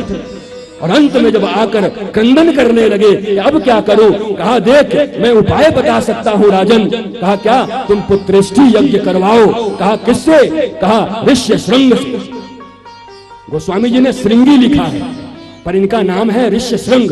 लेकिन गोस्वामी जी कोई गलत नहीं है, ये मत समझ लेना। गोस्वामी जी के पैर की धूली के बराबर मैं नहीं हूं। मैं कैसे काट सकता हूं? मासम मसम कुर्यात, मसम मासम कुर्यात, छंद भंगम न कुर्यात। ये नियम है कि भैया कविता के छंद को भंग नहीं किया जा सकता। तो गोस्वामी जी के कविता का छंद भंग हो रहा था, इसलिए उन्होंने श्रृंगी ऋषि लिखा। इनका नाम है ऋष्य श्रृंग, ऋष्य श्रृंग। और पता है ये कौन है? ये दशरथ के दामाद है। राजा दशरथ की पहले एक बड़ी बेटी थी, शांता उनका नाम है। राम से भी पहले एक बेटी हुई है दशरथ को, उनका नाम शांता है। और शांता के पति हैं ये ऋष्य श्रृंग, जामाता है। उस समय में जब इनको पुत्री हुई तो लगा अभी 3-3 रानियां हैं, बहुत सारी और पुत्र हो जाएंगे। अंग देश के राजा रोमपाद जो इनके बहुत बड़े मित्र थे, उनका कोई संतान नहीं था, तो दशरथ जी ने अपनी बेटी शांता को गोद दे दिया रोमपाद को। और वो राजा रोमपाद अंग देश के, उन्होंने अपनी बेटी का विवाह कर दिया ऋष्य श्रृंग जो विभांडक मुनि के पुत्र है। विभांडक मुनि, इनकी भी कथा महाराज जोरदार है। विभांडक मुनि, ये भी इन 7 दिनों में थोड़ी बहुत इस पर चर्चा करेंगे। दिव्य अपूर्व भाव से महाराज कहा अपने जामाता को बुलाइए और सुनो, बुलाओ मत, स्वयं जाओ।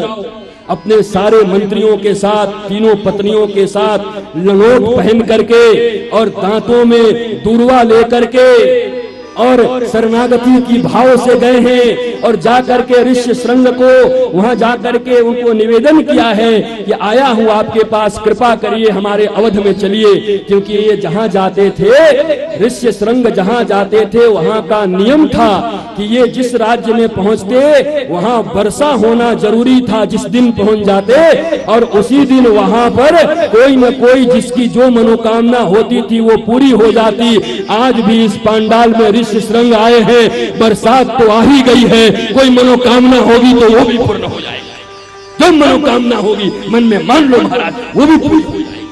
आज ऋषि श्रृंग आए, दिव्य पूर्व भाव से महाराज सुंदर यज्ञ किया गया है। अब मैं जरा छोटा कर रहा हूं, जल्दी जल्दी कर रहा हूं।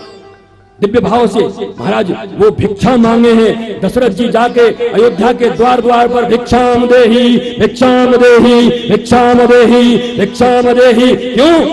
यज्ञ में सारी संपत्ति को बांट दिया, अयोध्या के खजाने में कुछ नहीं बचा। अब यज्ञ करने के लिए भिक्षा मांगने गए हैं गुरु के आदेश से। क्या बात है महाराज, रघु के वंशज हैं तो देने में कहां पीछे हटे। दिव्य पूर्व भाव से आकर के सुंदर पुत्रष्टि यज्ञ हुआ है। और यज्ञ होने के बाद महाराज सुंदर चतुर्भुज वहां पर नारायण के ही भक्त प्राकट्य हुए हैं किम पुरुष के लोक से आकर के। और वो जो महात्मा आए चतुर महाराज चार भुजा वाले आकर के स्वर्ण के पात्र में आकर के खीर दिया है, पायस, और कहा इन्हें रानियों को खिला दो। वशिष्ठ ने लेकर के राजा को दिया है। इधर सुंदर महाराज दिव्य अपूर्व भाव से खीरों का बंटवारा हुआ है। ये बंटवारे में भी बड़ी मुश्किल बात है, कोई आधा आधा आधा, कोई आधा, मैं इसमें जाना नहीं चाहता। बस दिव्य भाव से खीर का बंटवारा किया, बस यही जान लो। 7 कोटि अपारा है तो 100 करोड़ इसमें मत भी है। आधा का आधा दिया, आधा कौशल्या ले ली, वो फिर 2 भाग हुआ, उसको एक कैकेयी ले ली, फिर उसका 2 भाग हुआ, एक को दे दिया सुमित्रा को कैकेयी ने, और एक भाग को दे दिया कौशल्या ने। ऐसा है। पर यहाँ पर वाल्मीकि रामायण में लिखा है कि महाराज अर्धार्ध भाग, आधे के आधे भाग को दोबारा उनको दिया गया है सुंदर भाव से। और दिव्य ज्योतिर्मय वातावरण बनाया है वशिष्ठ ने, और 9 महीने तक उस वातावरण, उस दिव्य ज्योति के अंदर में कोई भी प्राकृतिक पुरुष नहीं आ पाया। उन 9 महीने तक अयोध्या में कोई भी पति पत्नी साथ में सोए नहीं। इस यज्ञ का यही महाराज परिणाम था कि कोई भी दैहिक व्यवहार न करे, किसी के द्वार से कोई खाली न जाए। क्योंकि राजा हमारा महाराज निर्वंश है। अगर राजा का संतान नहीं आया, अयोध्या की प्रजा अपने राजा दशरथ के लिए इतनी प्रेमी है कि 9 महीने तक कोई भी दैहिक व्यवहार उस अयोध्या में नहीं हुआ। इतना महाराज संयम जहां हो। राम ऐसे ही आते हैं क्या? जहां संयम हो, त्याग हो, धैर्य हो, प्रणव हो, महाराज जहां भक्ति हो, वहां पर ठाकुर अवतार लेते हैं दिव्य भाव से। न हमारे भैया देखो, हमारे तो राम जी बड़े सीधे साधे भाव से आएंगे। राम मर्यादा पुरुषोत्तम है, कोई हंगामा नहीं होना। राम जी मर्यादा पुरुषोत्तम है, जन्म भी इन्होंने मर्यादा से लिया है। ये हमारा ठाकुर होता कन्हैया टेढ़ा तो फिर धूम मचती होती, लेकिन ठाकुर की अपनी मर्यादा है। रघुकुल रीत, रघुकुल में ठाकुर राम आ रहे हैं, इसलिए बड़ी मर्यादा से। यहाँ कोई नौटंकी नहीं चलती महाराज, किसी प्रकार के कथा में नौटंकी की जरूरत भी नहीं। वो नौटंकी देखनी हो तो टीवियों पर जाकर के देख लो। यहाँ तो खांटी कथा ही मिलेगी, यहाँ बिल्कुल खांटी कथा मिलेगी। कथा श्रवण के लिए आया कर। मैं महाराज बीच में एक बार वृंदावन में मैं गया था, एक जगह निमंत्रित था, वो कथा चल रही थी भागवत की, और उस दिन हिरण्यकश्यपु का वध था। और सुंदर भाव से बढ़िया म्यूजिक व्यूजिक धूम धड़ाका पूरा, अब बढ़िया झांकी लगी हुई थी महाराज। अब आ करके व्यास जी बैठे हुए थे, कथा चल रही थी, और उसी समय में महाराज तोड़ा खंभे को, और जोर से आवाज में म्यूजिक से गड़गड़ करके आई। उसके बाद महाराज वो ले करके उठा करके उसको अपने जंघा पर बिठा करके, और जैसे उसको फाड़ने वाले थे, बत्ती चली गई। बत्ती चली गई, व्यास जी भी चुप महाराज। तो हम भी बैठे देखे, बोले वाह भैया, हमारे भी भागवत में ऐसा कई बार हो चुका है। उस दिन के बाद हम सोचे भैया अब हम न करेंगे, हमारी बत्ती कभी न चली जाए। अब जब बत्ती आई तब जाकर के वध हुआ, सब बैठे हुए थे चुपचाप। आजकल कई बच्चों को लेकर के आ जाते हैं, देखो बालक में भगवान है, लेकिन कोई बालक कृष्ण नहीं हो सकता। कृष्ण सखा हो सकता है, कृष्ण का दास हो सकता है, कन्हैया कोई नहीं हो सकता। महाराज एक स्वामी जी बता रहे थे, हम मना किए मत करो मत करो, ले आए, ला करके व्यासपीठ पर रख दिए। उसी समय बच्चे ने मलमूत्र त्याग कर दिया, सब देवता उड़ के भाग गए। महाराज व्यासपीठ पर देवता बैठते, भागे देवता लोग, अरे राम राम, यहाँ टिकना बड़ा मुश्किल है। एक मेरे मित्र हैं, कथा करते हैं भागवत की, बड़ी देश विदेशों में, उन्होंने बड़ी हंसते हुए मुझे सुनाया। उन्हें क्या हुआ, कहा एक बार एक बूढ़ा अड़ गया। बूढ़ा लोग बड़े अड़ेलू होते हैं, कहा हम तो नंद बाबा बनेंगे। और वो कहा कि हम तो बनेंगे, हम भी ब्रजवासी बनने ना आए, धोती खुलवा दूंगा तेरा बीच में जब आएगा। वही महाराज धोती खुलवाने के लिए पड़ गया। लेकिन वो भी बूढ़ा इतना अड़ियल था कि नंद बाबा बन करके और अपने बेटे को लेकर के महाराज, और ये कथा कह रहे थे, पीछे से आ रहा था, ये देख नहीं पाए, देखे तो महाराज नाराज होकर कथा बंद कर दिया। और बीच में क्या देखा कि अचानक बीच में आया और फिर उस डलिया को उतार करके एक माता जी को दे करके भागा जोर से। थोड़ी देर के बाद जब आया मंच पर तो पूछा उन्होंने, व्यास जी ने, क्या हुआ? करे महाराज जी आप ठीक ही बोल रहे थे, हम बेकार जिद कर दिए। क्या हुआ? अरे लेके आ रहे थे, हमारा ही पोता महाभिषेक कर दिया महाराज पूरा बीच रास्ते में। बड़ा बढ़िया हुआ, जरा चरणामृत भी पी लेते, पंचामृत भी पी लेते महाराज, तब आनंद आ जाता। महाराज ये सब की जरूरत नहीं है, यहाँ शुद्ध कथा, सुंदर कथा, दिव्य भाव से वो कुछ जानकारियां जो आपको नहीं है, वो कुछ चीजें रामायण के गर्भ से निकाल करके, रामायण का प्रसव करा करके, जैसे महाराज मैया के पेट में जब दर्द होता है तब जाकर के बच्चा जन्म लेता है, और भक्त के हृदय में जब दर्द देता है तब जाके राम और कृष्ण पैदा लेते हैं। जब भक्त का दिल दुखेगा तो राम और कृष्ण पैदा लेते हैं। दिव्य अपूर्व भाव से महाराज, सुंदर भाव से नवमी की तिथि आ गई, शुक्ल पक्ष आ गया, सुंदर महाराज अभिजित मुहूर्त दिन के 12 बजे, और यह भारतवर्ष धन्य हो गया जब राजा राम पैदा हो गए। बोलो राजा रामचंद्र भगवान की जय, बोलो भैया भरत भगवान की, बोलो भैया लक्ष्मण भगवान की, बोलो भैया शत्रुघ्न भगवान की, बोलो बाल रामचंद्र भगवान के। दिव्य भाव से, सुंदर भाव से भगवान का जन्म हुआ है। ये सब 2-4 सेकंड के छोटे बड़े हैं, कथा सुनाऊंगा। 2 सेकंड का छोटा भरत राम से ज्यादा छोटा नहीं है, पर क्या एटिकेट है महाराज, 2 सेकंड का छोटा है। क्या समझते हो इन लोगों की छोटाई बड़ाई? भैया राम बड़े, क्या 4 साल छोटे थे क्या? 2-4-5 सेकंड के छोटे भरत, 2-4-5 सेकंड के छोटे लक्ष्मण, 2-4-5 सेकंड के छोटे शत्रुघ्न, पर छोटे और बड़े भाइयों के बीच में इतना संस्कार, इतनी सभ्यता। ये कथा और कल सुनाई जाएगी, दिव्य अपूर्व भाव से सुनाया जाएगा। आज तो हमारे ठाकुर जी प्राकट्य लिए हैं, थोड़ा महोत्सव तो होना ही चाहिए, थोड़ी बधाई तो होनी चाहिए शालीनता से। आइए भाव पूर्वक हम सब भगवान राम के जन्म महोत्सव में भाग लेते। पहले भय प्रकट कृपाला कर दे एक बार, भय प्रकट कृपाला दीन दयाला कौसल्या हितकारी, हर्षित महतारी मुनि मनहारी, अद्भुत रूप निहारी। लोचन अभिरामा कनु गंध श्यामा निरायुध बुधचारी, भूषण बनमाला नयन विशाला शोभा सिंधु करारी, कहु कर जोड़ी अस्तुत तोड़ी कही विधि का, माया गुण ज्ञान माना वेद पुराण भगवान राम की आरती करके जाएंगे। बाल राम का प्राकट्य हुआ है, ये बड़ा धर्म आज धन्य हो गया है, भारत की भूमि पवित्र हो गई है। दोनों हाथ ऊपर उठाकर ताली बजाते हैं, जय हो कौशल्या हित। दोनों हाथ उठाइए ऊपर, सब लोग उठाइए। ब्रह्मांड निकाया निर्मित माया रोम रोम प्रतिवेद महाउर शोभासी यह उपहासी सुनत धीर मत धीर न रहे उपजा जब ज्ञाना प्रभु मुस्काना चरित बहुत विध कीन चाहे कही कथा सुहाई मात बुझाई तेहि प्रकार दुख प्रेम लहे माता पुनि बोली सोमति डोली तजहुदात यह रूपा जय सुशीला अति प्रिय शीला यह सुख परम अनूपा सुन बचन सुजाना रोदन ताना कोई बालक चुनूपा यह चरित जगावई हरिपद पावई तेर पर ही भव को पावै प्रकट की पाला दीन दयाला कौशल्या हितकारी प्रकट कृपाला दीन दयाला कौशल्या हितकारी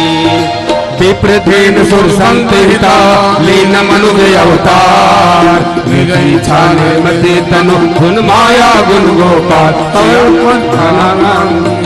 पवन सुत हनुमान की जय बोलो भाई सब संतन की जय। देश के प्रधानमंत्री को, शिक्षा मंत्री को, पूरी सरकार को एक बार फिर से बधाई देता हूं कि आपने बरसों बाद शिक्षा नीति में परिवर्तन किया है, एक कदम बढ़ाया है। डिमांड तो हमारे बहुत हैं। एक देश एक कानून, पहले तो यही तय हो जाए कि गीता पढ़ाना अपराध है, रामायण पढ़ाना अपराध है। कैसा देश है ये? अब नाम लेते हैं तो लोग फिर कहते हैं सांप्रदायिक आदमी है। तुम अपने स्कूलों में कुरान पढ़ा सकते हो, बाइबल पढ़ा सकते हो, पर गीता नहीं पढ़ा सकते, रामायण नहीं पढ़ा सकते। ये कोई बोल दे सांप्रदायिक सेकुलर ये नहीं है, ये फांसीवादी तत्व है, फांसीवादी नहीं, फांसीवादी हो। फांसीवादी काय बात का फांसीवादी? 100 करोड़ की जनसंख्या, सनातन राष्ट्र, रामायण और गीता हमारे खून में दौड़ती है, रगों में है, आधार है हमारे देश का। वो स्कूलों में पढ़ नहीं सकते। 70 साल से आजादी मना रहे हैं, 74वां साल हो गया आजादी मनाते हुए। 74 साल की आजादी के बाद भी जो देश अपनी परंपरा के विषय में पढ़ न सके, पढ़ने के अधिकार न हो स्कूलों में, वो देश कहे मैं आजाद हूं, वो देश कहे मैं स्वतंत्र हूं। फ्रीडम है हमारे देश में, गुलाम हैं हम। ये सांस्कृतिक गुलामी है, आध्यात्मिक गुलामी है, शैक्षणिक गुलामी है।